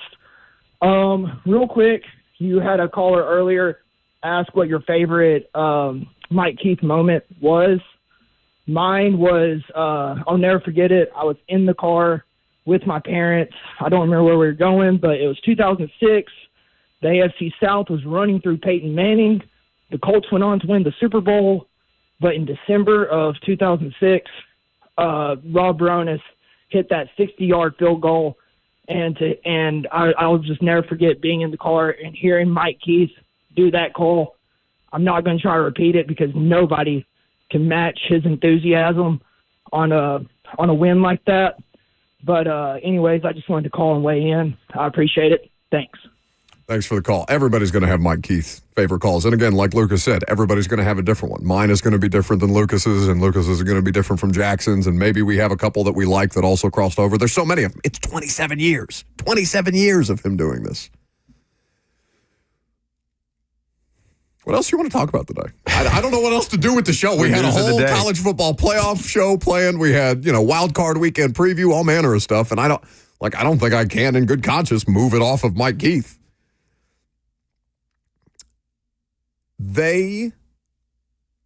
Indisputably, the Titans fan base has taken a hit today. Indisputably. And I'm so curious to know, because they have a relationship with the community. And I can't, again, this is why, for a great number of reasons, mostly because I'm not qualified, but this is why I could never do a job like that. They are Mike Keith is an extension of them to the community. So you, as the community, are going to respond in a certain type of way when the person who's been the greatest extension of them out there with you is no longer there. The next play-by-play person is not going, that just can't exist right out of the gate, right? That's going to have to be earned. That's going to have to be something that, like them as a football organization right now, you are not going to trust that person until they earn your trust. So what can the Titans organization do to earn your trust back in the absence of the greatest extension of them to you no longer being there on a day-by-day basis, on a week-by-week basis to provide you that level of connection, that level of comfort? That's, if I'm them, that's how I'm thinking about this right now. Who can be that person for us now? Like now, right? Is there anything? Amy didn't get out there after Vrabel got fired, after Robinson got fired, after Ran Carthon got fired. Is Amy capable of being that person in the interim to fill the void? They have to have a connection point to their people. I don't know who that connection point is. it hasn't been, I mean, it has been her to an extent, but, she's just this kind of figure, right? She's this idea, Amy Adams Strunk. She doesn't seem like a real person to most people. She is a real person, obviously, but she doesn't seem like a real person to most people because she's not connecting with them beyond. She tailgated before the Chiefs AFC Championship game, yeah? She was out there with Titans fans, and she's done things like that. Who can be that point of connection for them? That's a genuine question. And I know Mike Heath has been that. He's been that constant. But I feel like you're talking from a football perspective. I mean all of it. Like for the logo. Who is the greatest connection point to the community? Okay. Eddie George is the coach of TSU. Okay, who was that person? And again, understanding that Mike Heath has been that person since day one. But who was that person during the heights of the John Robbins and Mike Vrabel times? Mike Heath. Yeah, okay. We could say that about Mike Heath for every single year of the Titans organization. Yeah. It's a good question. It was Mike Vrabel. It was Mike Vrabel. It was Derrick Henry. It was the coach. It was the players, the star players during a time where they were winning games, where they were getting into the playoffs, where they were making a big playoff push. Sure. But we have many, many months before they play football again. I'm talking about now. Who can be that person? Winning football games. Nobody cares about the other stuff if you win football games. Your radio broadcast might be a little less, will be less without Mike Heath. That's indisputable. But right now, the franchise has its fan base in a blender. Yes or no? Yeah. Fan base is struggling right now because they just went 3-14. Yeah. And then Rand Carthon, and then Mike Heath. Fan base in a blender this week. Been a hell of a week. You thought you were getting off the hook after the season ended? Not quite. You have until, really, September/October before your football team shows you anything of consequence, yeah? So in that void, that 9-month void that they have, who is going to be that person? Who is going to get, maybe that doesn't exist for these 9 months. Maybe there's no way to do it. I'm genuinely asking the question, though. Who are they going to get people to buy back in? Is it as simple as drafting Shador and having the attention and, having Deion Sanders not around the organization, but the thought of that, is that enough? It might be. That's sexy. That's attractive. That's something interesting to talk about. Maybe that's all that is. But I genuinely wonder who they're going to get to connect to help their fan base buy in. They need help. They need optical help. Well, the offseason can't start soon enough in that regard. Oh, my God. Right? The free agency. They're trying to get the hell away from all of this as fast as humanly possible. Let's just talk about the draft. Which time is going to go by and free agency is going to start and the draft process? The Senior Bowl is in 2 weeks. That we are on the doorstep of that process. Yeah, but who's talking at Senior Bowl? Is there going to be Chad Brinker? We'll find out.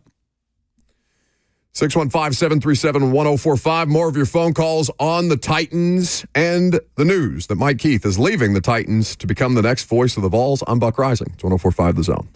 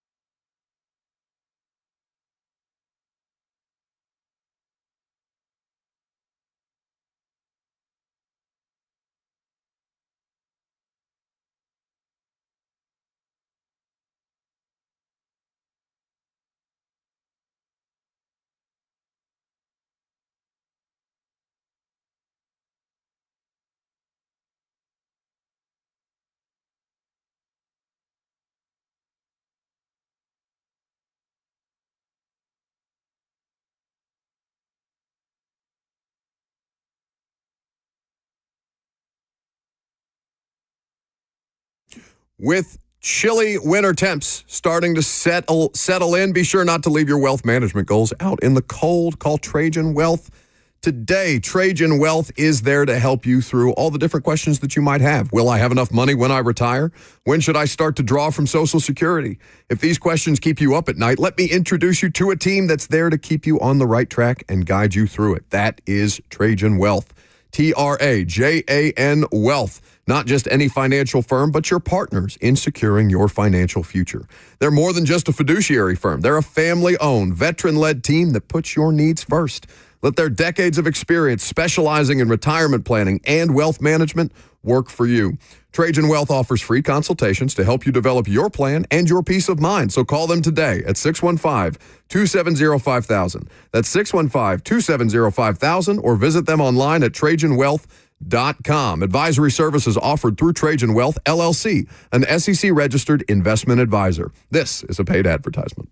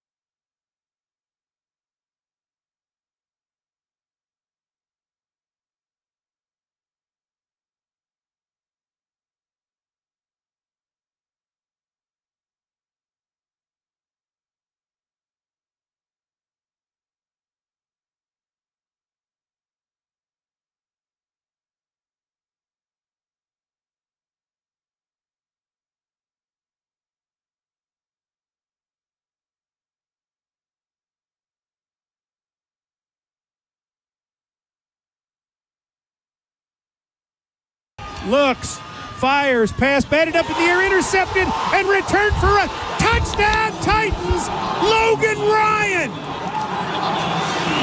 with 9 seconds to go. That is Mike Keith, voice of the Titans, formerly voice of the Titans, on the call for the 2019 AFC wildcard round, where the Titans advanced past the New England Patriots. Tom Brady's final game in a Patriots uniform. Tom Brady backed up against his own end zone. The former Patriot Super Bowl champion, Logan Ryan, picks him off for 6, and that allows the Titans to advance to the divisional round against the number 1 overall seed that year, the Baltimore Ravens and Lamar Jackson, where they would go on to undo Baltimore and lose to Kansas City in the AFC Championship game during that last most meaningful playoff run. Let me remind folks, you're still going to hear Mike Keith every weekend right here on 104.5 The Zone on the Vault Network. On Saturdays during football season, on Tuesdays, Wednesdays, Saturdays during basketball season. So if you are a Titan/Vols fan, we just had a caller articulate it well. Bittersweet is the word. Right, you lose him in one regard, but you gain him in another. If you're a Titans fan that has no interest in the Vols, then I get why that's tough. But I hope you can take some solace and you can still flip your radio to 104.5 The Zone driving around Middle Tennessee, and you're going to hear Mike Keith. But there are some people out there who aren't Vols fans, right? Like, I know we're in Middle Tennessee, the vast majority of you Vols fans, but like Olivia on YouTube says, Buck said that we aren't losing him completely. We can listen to him on Vols games. But if you're one of those people that is a Titans fan and not a Vols fan like I am, you are losing him forever. There is some of that. That is a significant loss. I think that Mike Keith will still, whomever hosts the official Titans podcast after this, probably going to have Mike Keith on the Titans podcast at some point. When the Music City Miracle anniversary comes around, when the 30-year anniversary of the Music City Miracle comes around, and 5 years from now, I'm sure Mike Keith will do something with the Titans. Like, he's not gone from you forever. He's just gone for you on game days in that specific role right now. That's what it is. Change happens. Change is always unpleasant. Change is always uncomfortable. Change is oftentimes not wanted. But it doesn't mean that life ends today or that your sports fandom ends today or all these different things. It is a meaningful chunk of your sports fandom, though, that leaves with him if you are exclusively a Titans fan. You're a Titans fan, but you root for the Crimson Tide, or you're a Titans fan, but you like the Commodores better than you like the Vols. Like, there are these people out there, of course. And just generally, like, NFL play-by-play is less for not having Mike Keith a part of it. I'd put him up there with just about any broadcaster doing it. Yeah. National, local, otherwise, certainly local. Titans radio in general is up there with anybody that does it in the NFL from a local broadcasting perspective. And listen, far be it from me to provide you reassurance on behalf of Titans radio, because I'm not them. I don't represent them, nor would they want me representing them on any kind of level. other than I do a 5-minute hit with Jimmy Wyatt 15 minutes before kickoff. That's the only involvement that I have anywhere close. God bless them for letting me be near anywhere close to their product, because I'm not worthy of that airtime, even that small part of it. But still, what I know about them, because I've worked with these people in some capacity every day for the last 8 years, is that they have a standard that they will hold whomever the next person is to.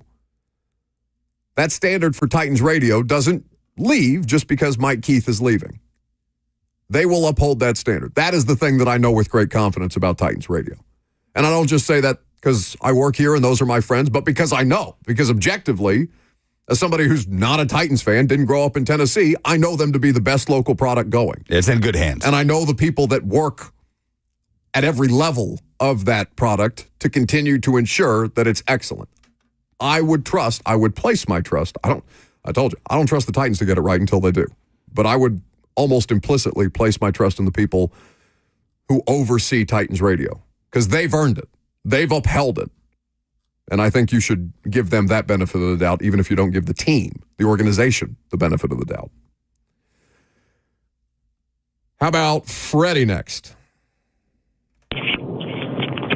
Hey, guys, thanks for taking my call. Buck, you said this is an indescribably bad day for the Titans. I'm going to say it's an indescribably bad day for the Vols. I'm the contrary opinion here, because I happen to think if you want to hear a proper professional announcer, listen to John Wilkerson do a Vols baseball game. He doesn't need to use some garbled voice. He doesn't do any screaming, any Chris Berman shtick. He does. There's no affected Northern accent. You listen to Mike Keith come on and talk with you guys on the radio, and he sounds like a normal guy. And from what I understand, he's a very nice guy. I'm not trying to dog him personally, but I don't understand how this affected Northern accent and the screaming and yelling is somehow good announcing. And I'm just disappointed for John Wilkerson, because I thought he deserved that job much more than Mike Keith. Thanks, guys. Later. Can we all three respond to this in kind? Boo!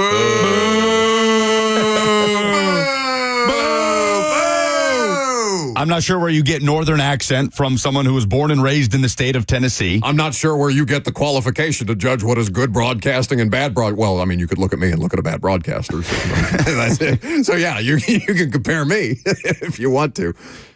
Or God forbid somebody bring, creativity and passion to a team that he loves and to a place that he loves. And look, we found the one person who I guess will call in with that opinion, the one person on this planet. Who's John Wilkerson? Now, John Wilkerson is a pro and one of the nicest people you'll ever meet. He is the voice of Tennessee baseball.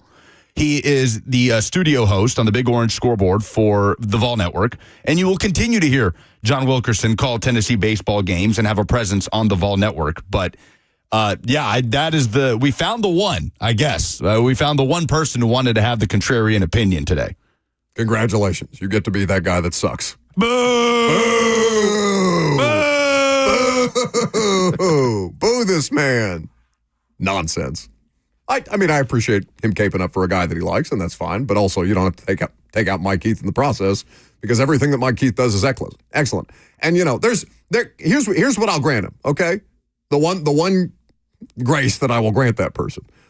There is a tendency from people in sports media to gas up sports media people. Yeah, wouldn't you say? Sure. Like we would all like to be treated with some level of respect and admiration from our peers and our colleagues, and sometimes that may lead you to be overly complimentary of somebody who, maybe isn't the best in the world or as great a human being as you portray them to be. That's not the case with Mike Keith. Mike Keith is all of those things. Like, I will acknowledge that there's way too much gassing up of one another in sports media, and also say that Mike Keith is one of the few people in the world that actually deserves it that way. But that's just my opinion, even though it's not contrarian. Jackson, you say you want me to take a specific call next? What did you say in my ear?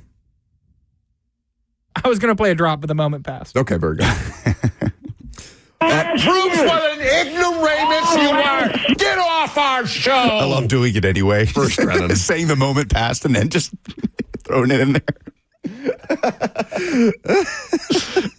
The moment passed, a couple seconds of silence. They just throw it in there. Yeah, well, I mean, it's nothing wrong with getting Bruce Drennan to, because at least we didn't call that guy an idiot, but we'll let Bruce Drennan do it. It's been too long since we've heard from Bruce. I miss him. All right. How about Zach next? In my call, I would highly disagree with the previous caller. I think just like everyone else in the station, probably in the chat, I think Mike Keith, you're replacing a legend. So whoever comes in that first year has shoes that they probably cannot fill.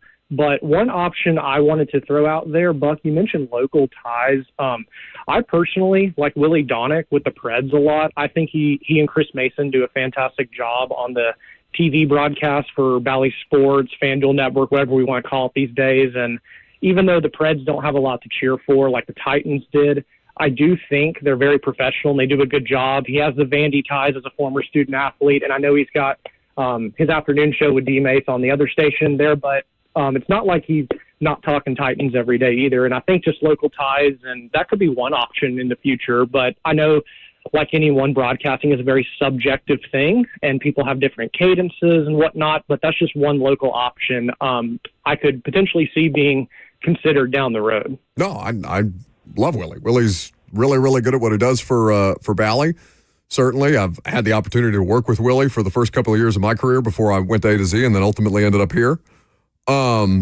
So yeah, just as I wouldn't speak on behalf of Mike Keith or what his, thoughts or feelings are on one situation. I wouldn't pretend to speak for Willie Donick on that, but yeah, Willie's really good. They have options. It's just, I don't know that an option exists that's as good as Mike Keith. They are less for losing Mike Keith. That's just where it's at this point. No disrespect to anybody who will take that job next. And I don't think those people, whomever those people might be, would take that as disrespectful because Mike Keith is excellent anywhere, not just in the local Tennessee market. Jerry next. Hello, gentlemen. I'm local, 70 years old, born and raised. Went to school, college right here in Nashville. I'll tell you right now, when Mike Keith was coming up, he's part of the Vol Network, and we loved seeing him. What Lily got to see him on the sideline, but we knew Bob Keston was probably going to be the guy. He was about, 10 or 12, 15 years older than Mike. Mike was still a young man. So when Bob got it, I think it was his. He was the heir apparent, but I was for somebody else, but he did a good job. But I'm pumped, man, because like I say, being a Vol Network guy, being an alumni at UT, it just he's coming home. But please, whatever you do, quit. Plaster's a great guy.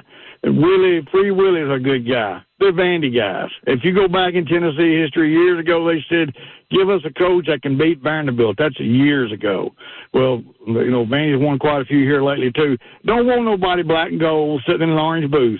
Just sorry, guys, nothing to you. It's just this is orange. It's as far as the Titans go, I could care who less they get. I used to be a season ticket holder, but they kind of burnt me out. It wasn't win or loss. It was just whether I think they were treating us as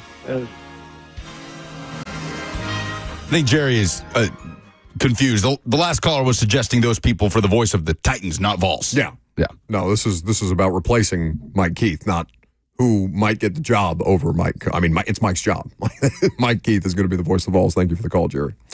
More of your phone calls on this coming up next. Also, it is 1 year removed from the firing of Mike Vrabel. Are the Titans in a better spot for all the things that they have done over the course of the last 2.5, 3 years to get to this point, including losing Mike Keith? I'm Buck Rising. It's 104.5 The Zone.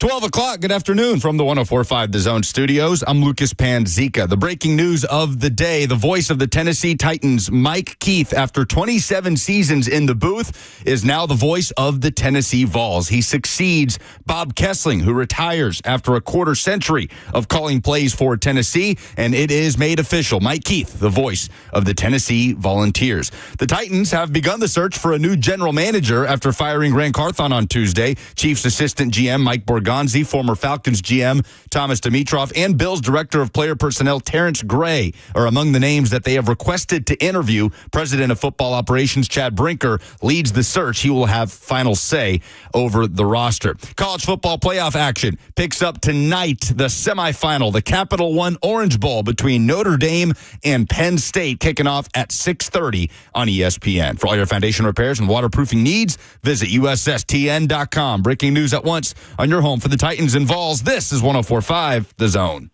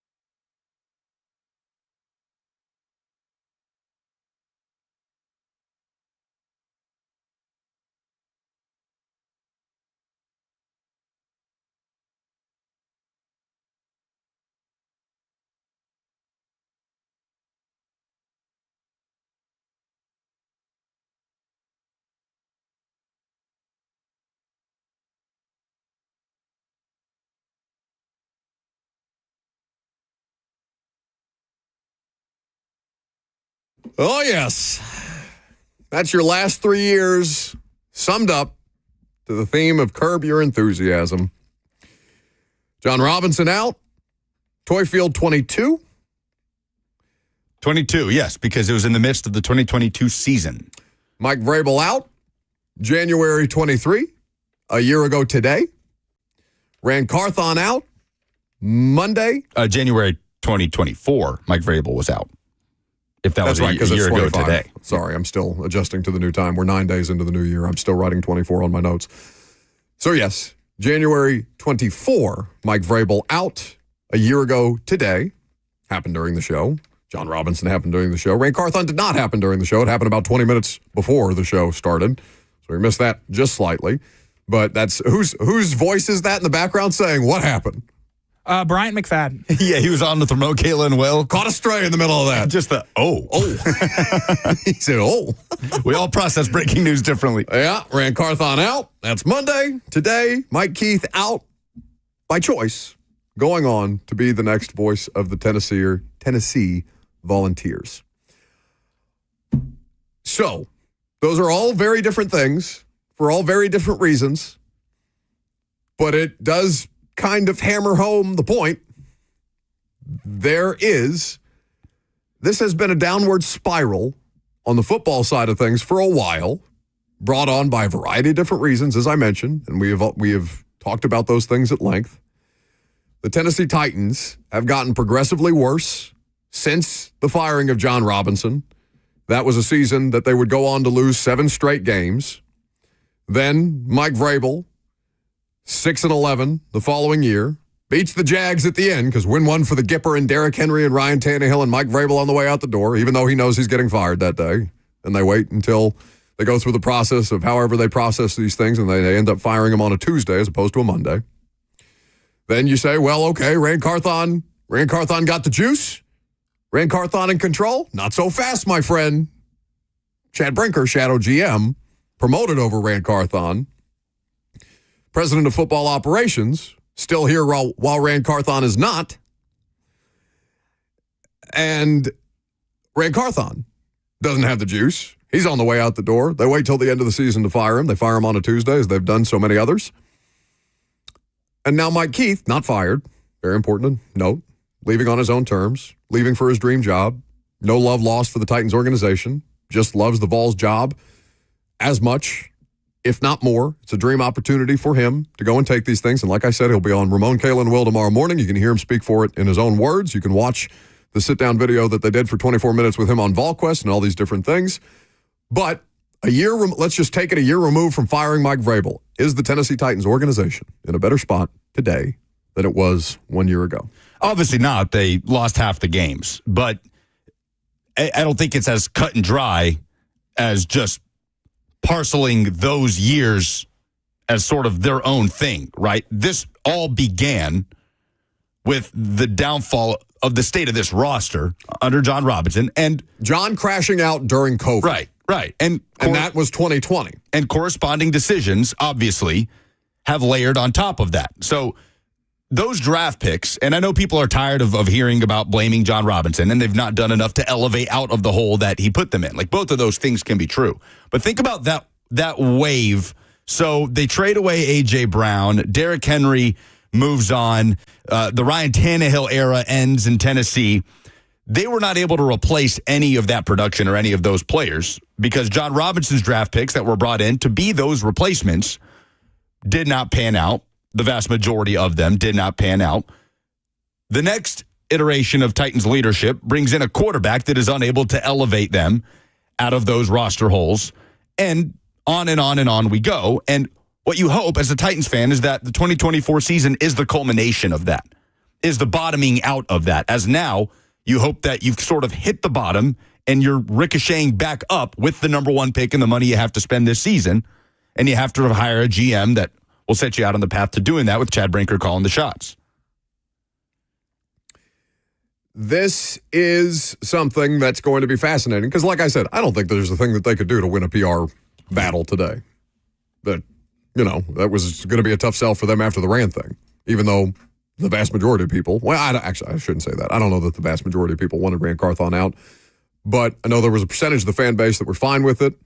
I'm fine with it. What I'm not fine with is what they ended up keeping, which is the same exact structure, just minus Rand Carthon, the most personable of them. The relationship guy that you couldn't make the relationship work with. Not lost on me, by the way. That Rand Carthon is great. And, not to say that Rand Carthon is currently getting paid. I wouldn't expect that you would hear a Rand Carthon tell-all while he is currently getting a paycheck from the Titans organization, just as you haven't heard John Robinson do or Mike Vrabel do, because they're still on the Titans' dime, so it does not behoove them in any way, shape, or form to tell you what they really think about the Titans organizations, though there may be a time at some point in the future when all of these things are, when these things are 20 years behind us and the book is put out or something to that effect, if we're all still reading books in the conventional way at that point in time. But it's a tough sell. It's all a tough sell.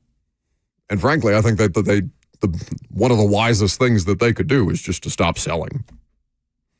Just show people on the field that your decisions have been ratified, essentially, justified, and there's no way to do that until we get to actual football season, which mercifully we have just gotten out of because their football season is way less interesting than their off seasons tend to be. Well, I think we've seen the beginnings of that with preaching patience moving into this off season, right? The hope is you learn from your mistakes as you move on, and the hope is that that's one of them. Who's preaching patience is the person who just became squarely, the focal point of a lot of this. I'm not hearing patience from ownership. But the person that was squarely the focal point of this last year, Rand Carthon, was not preaching patience. Correct. Right? But again, Chad Brinker's desire for patience matters because it's a reasonable thing to request. What I have not heard is that same level of patience getting ready to be shown. Like, does Amy agree with that? I would assume that she agrees with that because they've just put this person in charge. But I have not heard in her own words, not that she does a great deal in her own words, but she does a great deal in statements. I've not heard necessarily that level of patience being offered by the person who it's most important to have said patience from. So we'll see what they do. You don't have to wipe the slate clean. Like I said, my position is don't trust them until they give you a reason to trust them. How they manage these situations will be a part of the progress of them attempting to earn your trust back. Whether they end up doing it or not remains to be seen. I'd be fascinated to know. if they end up accomplishing what they think they're capable of accomplishing with this current administration that they have in place with the changes that they've made. Because it is the same thing. It's the same thing. It's just without the relationship guy kind of glossing over or helping church up the more personable parts of it, right? Chad Brinker is not that he's not a people person, but he's not the people person that Rand Carthon was, right? That's kind of the yin and yang that they tried to put together to make this thing work from a collection of skill sets as they tried to formulate a front office that ultimately didn't end up working because they moved the goalposts on the person that they hired to do that job. Yeah, and they acknowledge that, right? Yeah. Like that by definition makes the initial goal of putting Rand Carthon and Mike Vrabel together to collaborate a mistake, right? You admit that by firing those people. If the people they haven't admitted that. Well, no, you admit that by firing those Correct. people. Yeah. So I don't think you have to come out and say it when actions do more than words do. The GM hire is very important. I know he doesn't have final say. He or she, Kat Raish, they have requested to interview the assistant GM of the Cleveland Browns. But I'm fascinated to see how aligned and how much overlap there is with the incoming GM and Chad Brinker, right? Mike Borgonzi, the assistant GM of the Kansas City Chiefs. I heard Zach Lyons with Blaine and Zach talking about this yesterday from 1 to 3. He and Blaine were talking about all of the reporting and everything that Chad Brinker and Rand Carthon said after the L'Jarius Sneed trade about how Chad Brinker did a lot of the negotiating, the talking in the lead up to that trade because he and Mike Borgonzi go back, the assistant GM of the Chiefs. So how aligned, how much overlap do we see between the new GM and Chad Brinker? Or will it be somebody like Chad Brinker was to Rand Carthon, where they had never worked together? There was not that overlap. Rand Carthon brought in Anthony Robinson, who was his guy, who he had worked with. Who also got fired. Who also got let go. And he brought in Chad Brinker, who he had not worked with. A year later, Chad Brinker is his boss, and now Chad Brinker has final say on the roster. So it is important. Even though he doesn't have final say, I'm fascinated to see who the GM is, to see how much alignment there is with Brinker and that vision that they're currently laying out. That's what I'm so curious to see, who's actually interested in this job, because they have a long list and they'll request interviews and people will go through the interview process and all these different things. But like Thomas Dimitroff is who I would want, me personally. Thomas Dimitroff is more qualified to do that job than Chad Brinker is. That would be a tough sell to me if I was Thomas Dimitroff, who put together, what could have been a Super Bowl winning roster if Kyle Shanahan didn't have a brain fart and Tom Brady isn't Tom Brady, right? Like they were that close, 28-3. And I think Dimitroff was there for the better part of, damn near at least 10 years, maybe 12 to 15. 15 might be a bit much, but he was there for a long time. 2008 to 2020. There for a long time. Yeah. So... And he is a two-time Super Bowl champ from his time with the Patriots, director of college scouting. He was a national scout before that. I don't know whether or not this is an attractive job. I know they think it's an attractive job because, of course, they should think it's an attractive job. The number one overall pick does heighten the level of attractiveness about this job.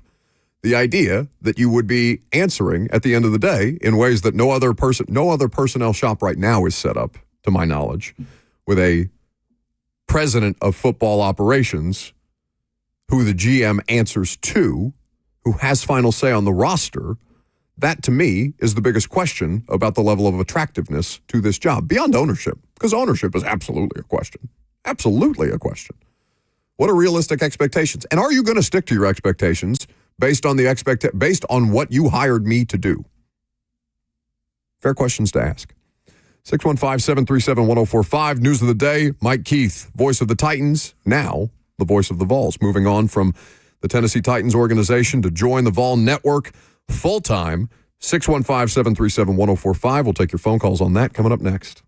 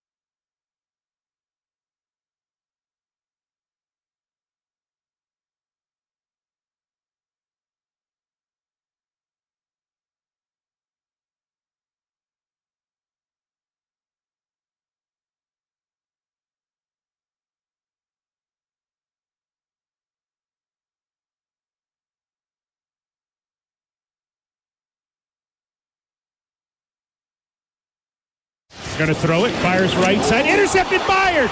20, 10, 5. End zone. Kevin Byard, the AFC Defensive Player of the Month for October, starts November with a bang. Touchdown, Titans.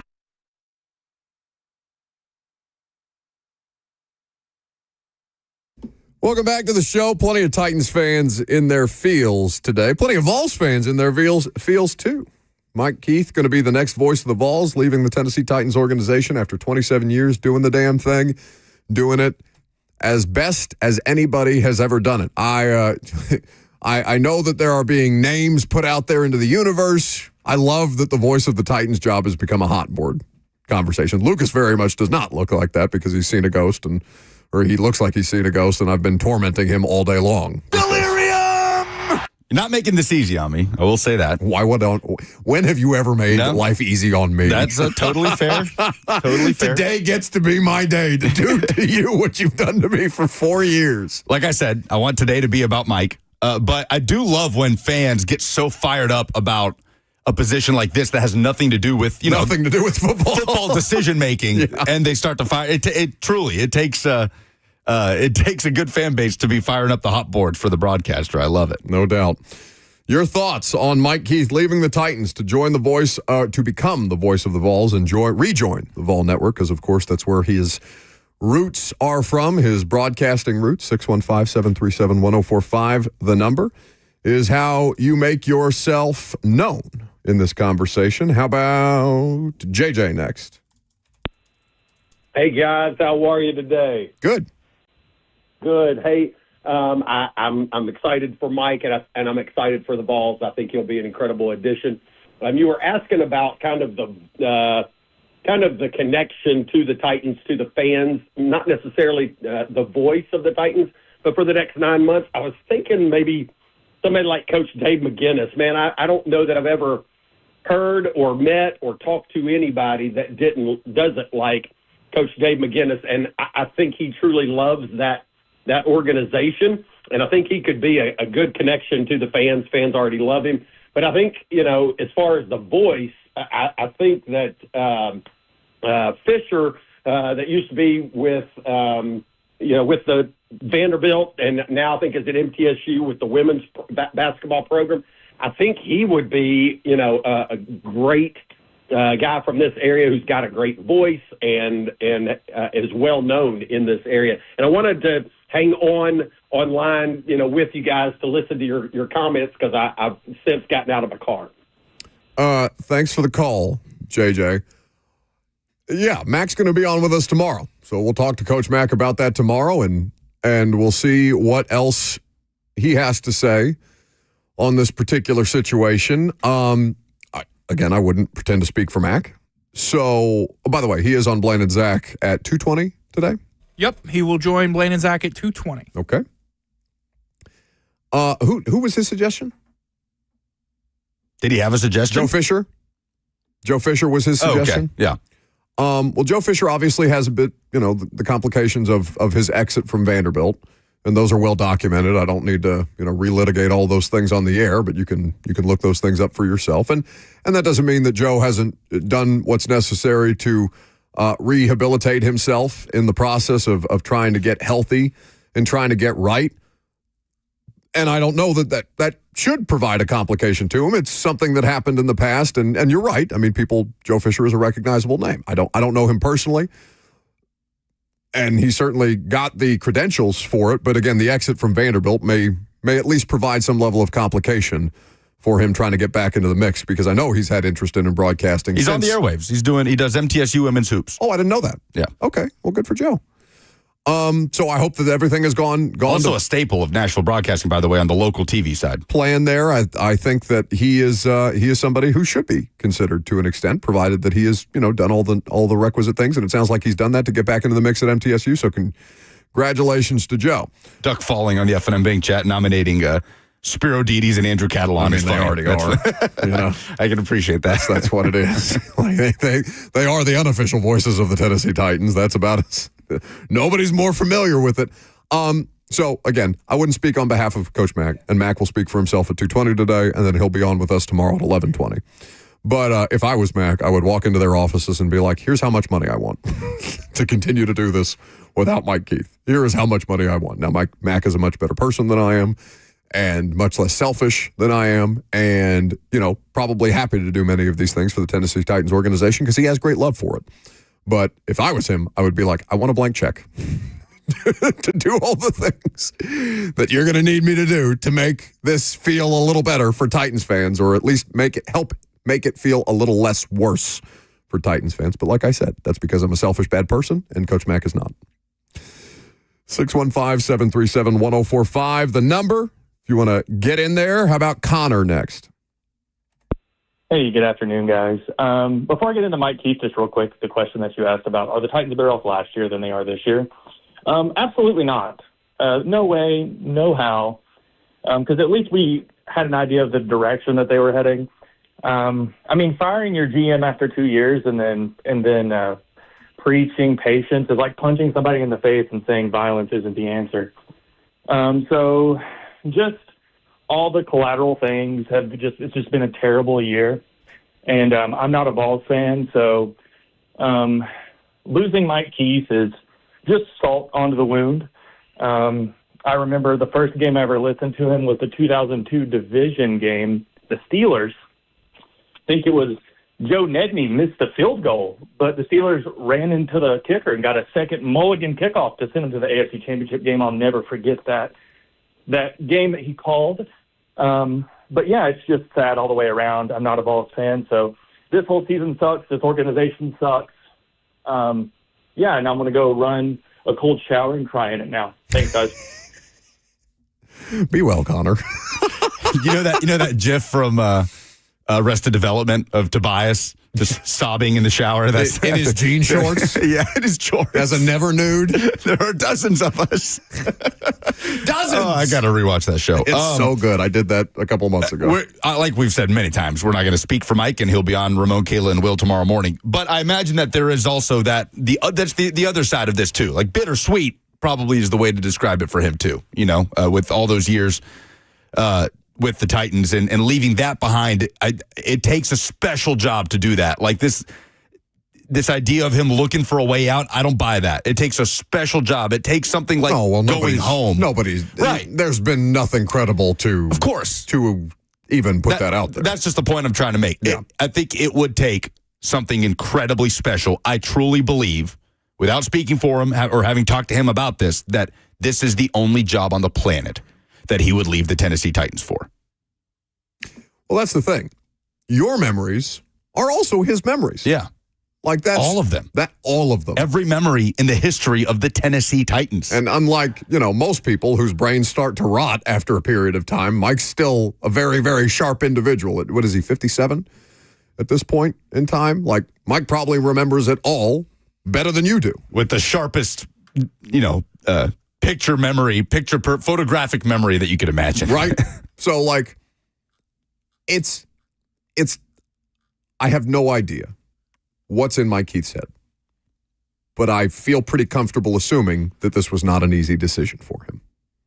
And that the only reason, to Lucas's point, why he would make a decision like this is because this is the job that he has had dreams about for a place that he loves in a state that he continues to serve, albeit in a different capacity. And Mike Keith, honestly, I look at Mike Keith as an ambassador for all Tennessee sports when he hosts. I assume that Mike Keith is still going to host the Tennessee Sports Hall of Fame ceremony, which is something that he did in his capacity as the voice of the Titans. And he's done high school football state championships. I can't imagine the emotions of leaving this chapter behind. With how it started, again, literally from scratch, I can't even imagine the emotions that entails. So like I said, your memories are also his memories. But for him, it's times 1,000 because he's lived it. You've lived it too. But you've lived it through him. Right. And that's the thing that you have to keep in mind there. That's why I asked, don't make assumptions on behalf of Mike Keith. Let Mike Keith tell you what he's feeling and how he's feeling and why he's doing this. And he'll do that tomorrow morning. Ben is next. Hey guys, how are you doing? Good. I guess I just wanted to call to kind of talk about it. And, we lost, obviously, the PA announcer, Duke, a couple years ago as well.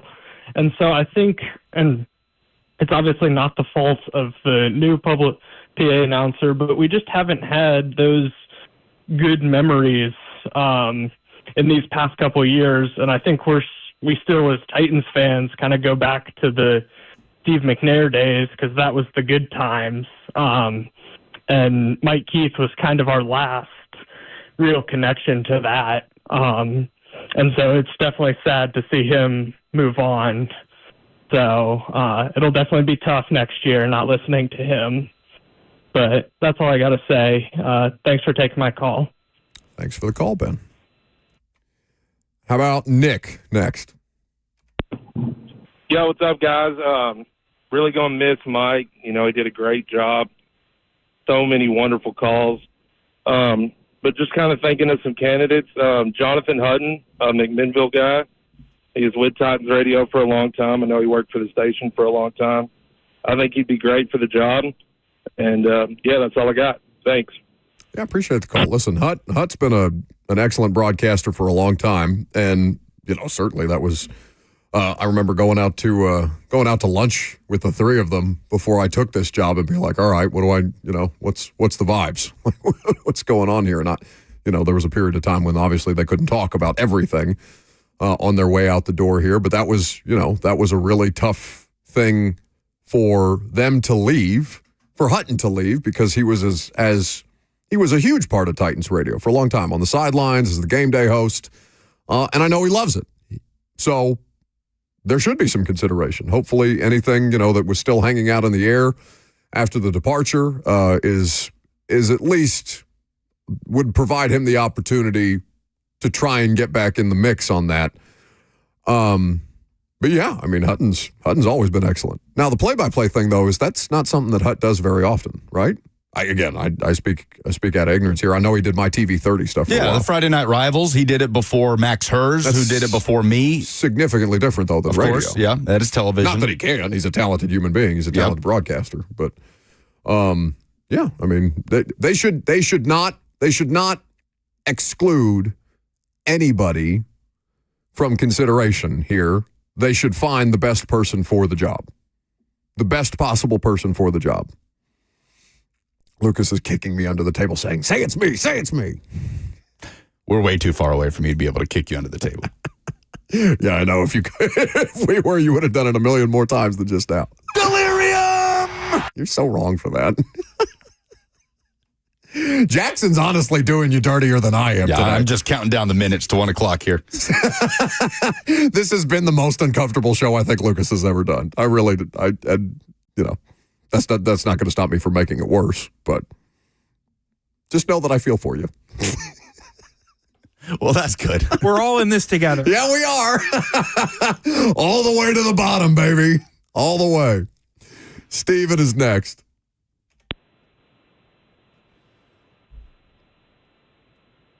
That's my favorite, too. That's an interesting name. Didn't think of that one. Are you going to make jokes like that on the Titans radio broadcast? Couldn't resist. Anyway, I think that there's going to be a lot of different things that people think about, people talk about, because it's interesting, right? It is interesting to see who's going to be that next voice of the Titans. And Mike Keith with Burt Bertelkamp is going to be one of my favorite things ever. Oh, man. Yeah, I mean, the future of the football and basketball booth is going to be interesting. Yeah, let's talk about this from a Tennessee perspective, because we've hovered over it on the Titans side for quite some time. And let me say, how about this? Mike Keith, Pat Ryan is currently the analyst for Tennessee football. Reunited. And I have no knowledge of what they want to do with that moving forward, if Pat Ryan wants to continue on, or if I have no idea. But who was in the booth during the Music City Miracle 25 years ago, yesterday? Mike Keith and Pat Ryan. So there is a little bit of a poetic justice there that Mike Keith is the next voice of the Vols and Pat Ryan currently is the football analyst. Burt Bertelkamp has taken a bit of a step back in terms of the travel.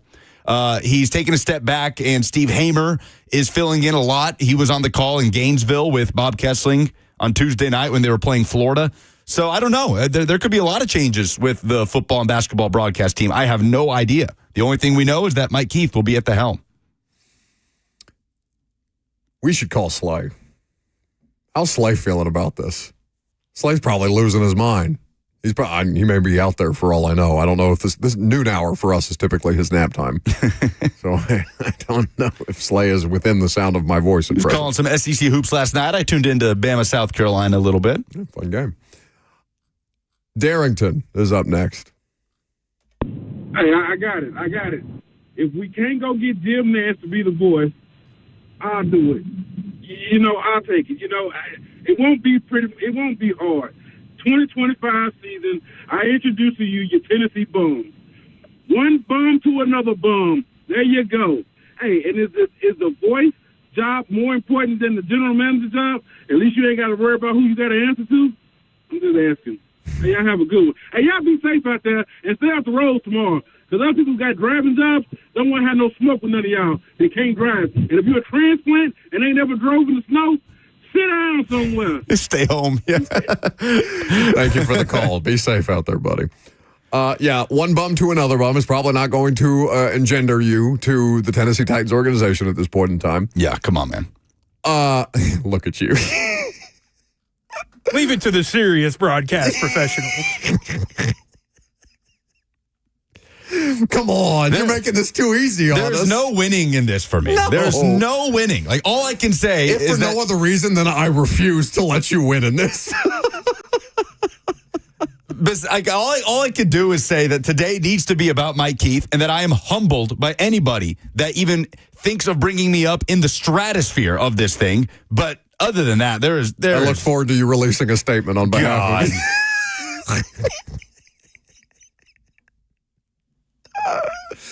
He just wants this to be over so badly. So badly. I don't think I've ever enjoyed a show more. All that to say, that's an interesting point here. Have you ever seen Horrible Bosses? Love Horrible Bosses. The sequel, too. Sequel's underrated. Not as good, but it's underrated. So Jason Bateman is up for a job. The actor Jason Bateman. He's playing a character. I don't remember the character's name. And he's up for a job under Kevin Spacey, pre-canceled Kevin Spacey, who's his boss in this corporate setup. And he's up for this vice president job. He's, expecting to get this vice president job. Kevin Spacey is the big boss, calls the meeting about an announcement on the senior vice president job and all these things. And he looks around, Kevin Spacey, while speaking to the population. Everybody in the room that Kevin Spacey's speaking to at the time knows that Jason Bateman is up for that job and should get that job. Right. And Kevin Spacey does this whole thing. Well, I can't quote it exactly, but he says, senior VP job, that person's right in this room. Now's the time to announce who the senior VP of sales. He's in this room, and Bateman's like winking at people, and he's like, he's shuffling his notepad and like adjusting his suit, ready to get up. And Spacey says, "It's me." So I'm going to knock down the wall in this office, and I'm just going to create one mega office, and I'm going to absorb the senior VP roles and responsibilities into my role. Somebody made a joke yesterday on Twitter that person is Chad Brinker in the Titans organization. So to Darrington's point, I don't know if the future voice of the Titans is going to have to answer to Chad Brinker now too, or if these are things that would allow that person more independence than the new general manager of the Tennessee Titans organization might have. Those are great movies, man. So good. I love Horrible Bosses. Don is next. Good afternoon, gentlemen. Hey. I did a little bit of homework last week after the Titans, or earlier this week, I should say, after the Titans got rid of Rand Carthon, just kind of looking at their decisions historically. Went all the way back to 1975 when Bum Phillips was the head coach. And from 1975 until today, the Titans have hired two coaches, Jack Pardee and Ken Wisenhunt, who had previous head coaching experience. So when it comes to replacing Mike Keith, I suspect they're going to be looking at the play-by-play announcer from maybe the Nathan's hot dog eating contest or something along those lines. But that's all I got, fellas. Enjoy your day. Thank you for the call. Hey, that's a good gig. It's a good gig if you can get it. Lucas has tried. Love to call hot dog eating. Well, no, you would like to eat the hot dogs based on what your dietary situation is on a regular basis. More of your phone calls. Last call for them. And don't worry, just because you don't get in with us, even though we've had the break. This is the breaking news show on a regular basis. We've got the Vrabel firing. We've gotten the Carthon Carthon firing 20 minutes before the show started. Robinson and now Mike Keith leaving the Titans to be the voice of the Vols. Your phone calls to wrap up the show coming up next.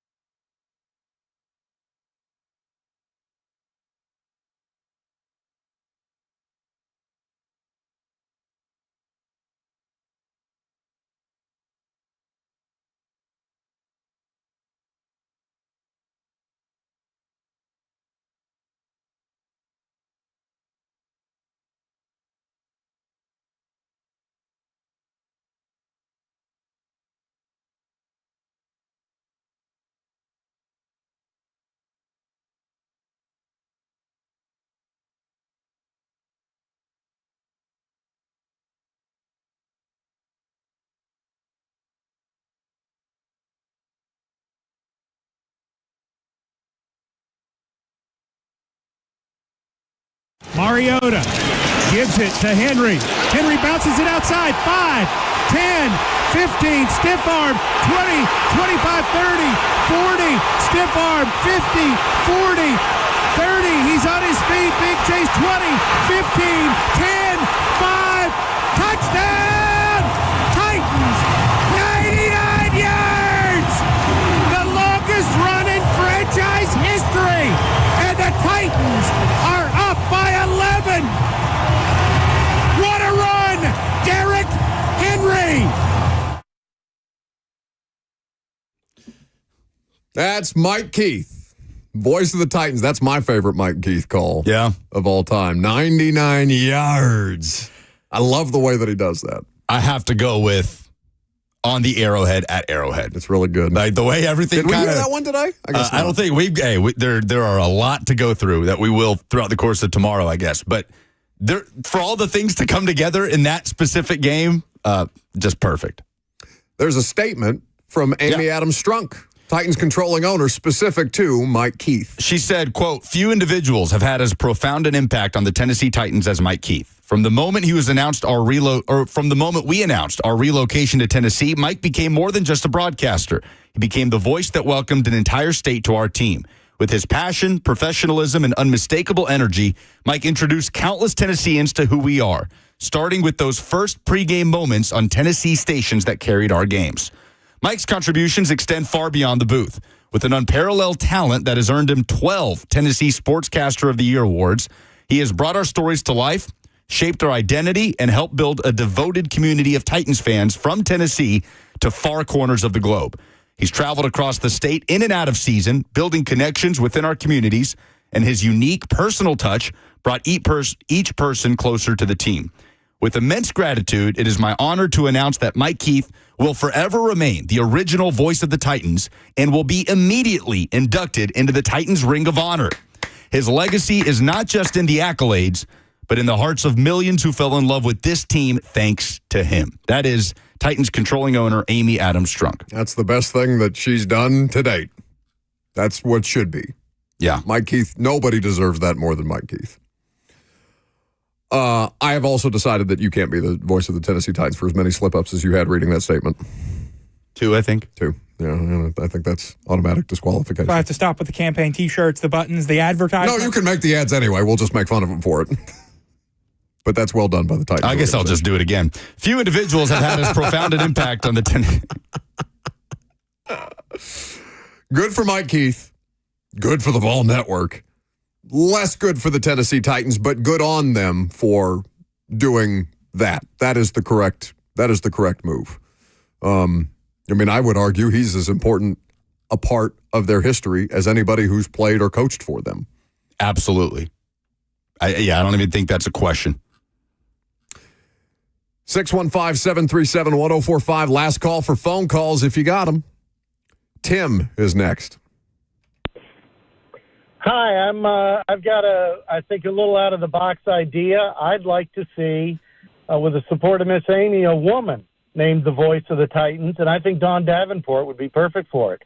Hardworking, knowledgeable, and give people a reason, if not to go see the Titans, which obviously that's a bit of an issue right now with in-seat viewership by Titans fans down a little bit, but to hear a new, groundbreaking voice of the Titans. And I'll hang up and listen to what you have to say. Well, I suppose you could ask Dawn that question at 3 o'clock today. She's on today, yeah? I believe so. What I would give to hear Dawn call an officiating decision bunk on Titans radio. Again, whatever they decide is going to be curious, but I'm sure they're looking for an experienced play-by-play person, and Dawn has done sideline reporting. I don't know that Dawn's never done play-by-play. Yeah, she has. Has she really? Yeah, for state championship games. Oh, really? Mm-hmm. Oh, I didn't know that. How she cool. did it. She did it with, I remember, she did, I want to say it was the Oakland Summit State Championship 6A in Chattanooga a couple years ago. She did it with Ramon as her analyst, and Slay was their spotter. And I know because I was in the booth next door. I was doing TSSAA radio. Being very, very jealous of that broadcast crew, I'm sure. Oh, yeah. A little bit of FOMO. As I was peeking over my left shoulder, like, I want to be in there. No. But I every time I looked over, Slay was in the middle of them with his, tiny binoculars.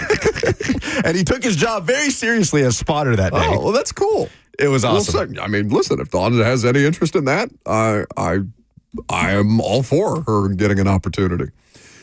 Charlie will be the last phone call of the day that we take, though we continue to have Blaine and Zach after this, which Coach Mack will be on. So you can hear Coach Mack's thoughts on the situation. I'm sure 3HL will have plenty to say at this point in time. Go ahead, Charlie. Hey, thanks for taking my call. I got a couple of things. The first, the money shot on that Kevin Spacey was when he said, and it showed you how much of a team player I am. I'm only going to be taking absorbing 90% of the salary. That's right. You know, and when that call that Mike Keith just made on that 99-yard run, I was fixing a derailment over there on Front Street in front of CR Drawbridge, and that place was so loud. It was unreal how loud it was. And I looked at my buddy. I said, I don't know what just happened, but I bet Mike Keith's going crazy right now. Yeah. And it was a great call, but I'm not missing that fellow, man. I wish he hadn't retired. Well, he's not retiring. He's just taking another job. He's headed to be the voice of the Vols. No, Mike Keith's not hanging it up. Going home. Mike Keith's got plenty of juice. Yeah. Plenty of juice. That is some of the fun part of, because I'm in the press box, obviously during games. Don has texted us, said Slay was the worst spotter ever.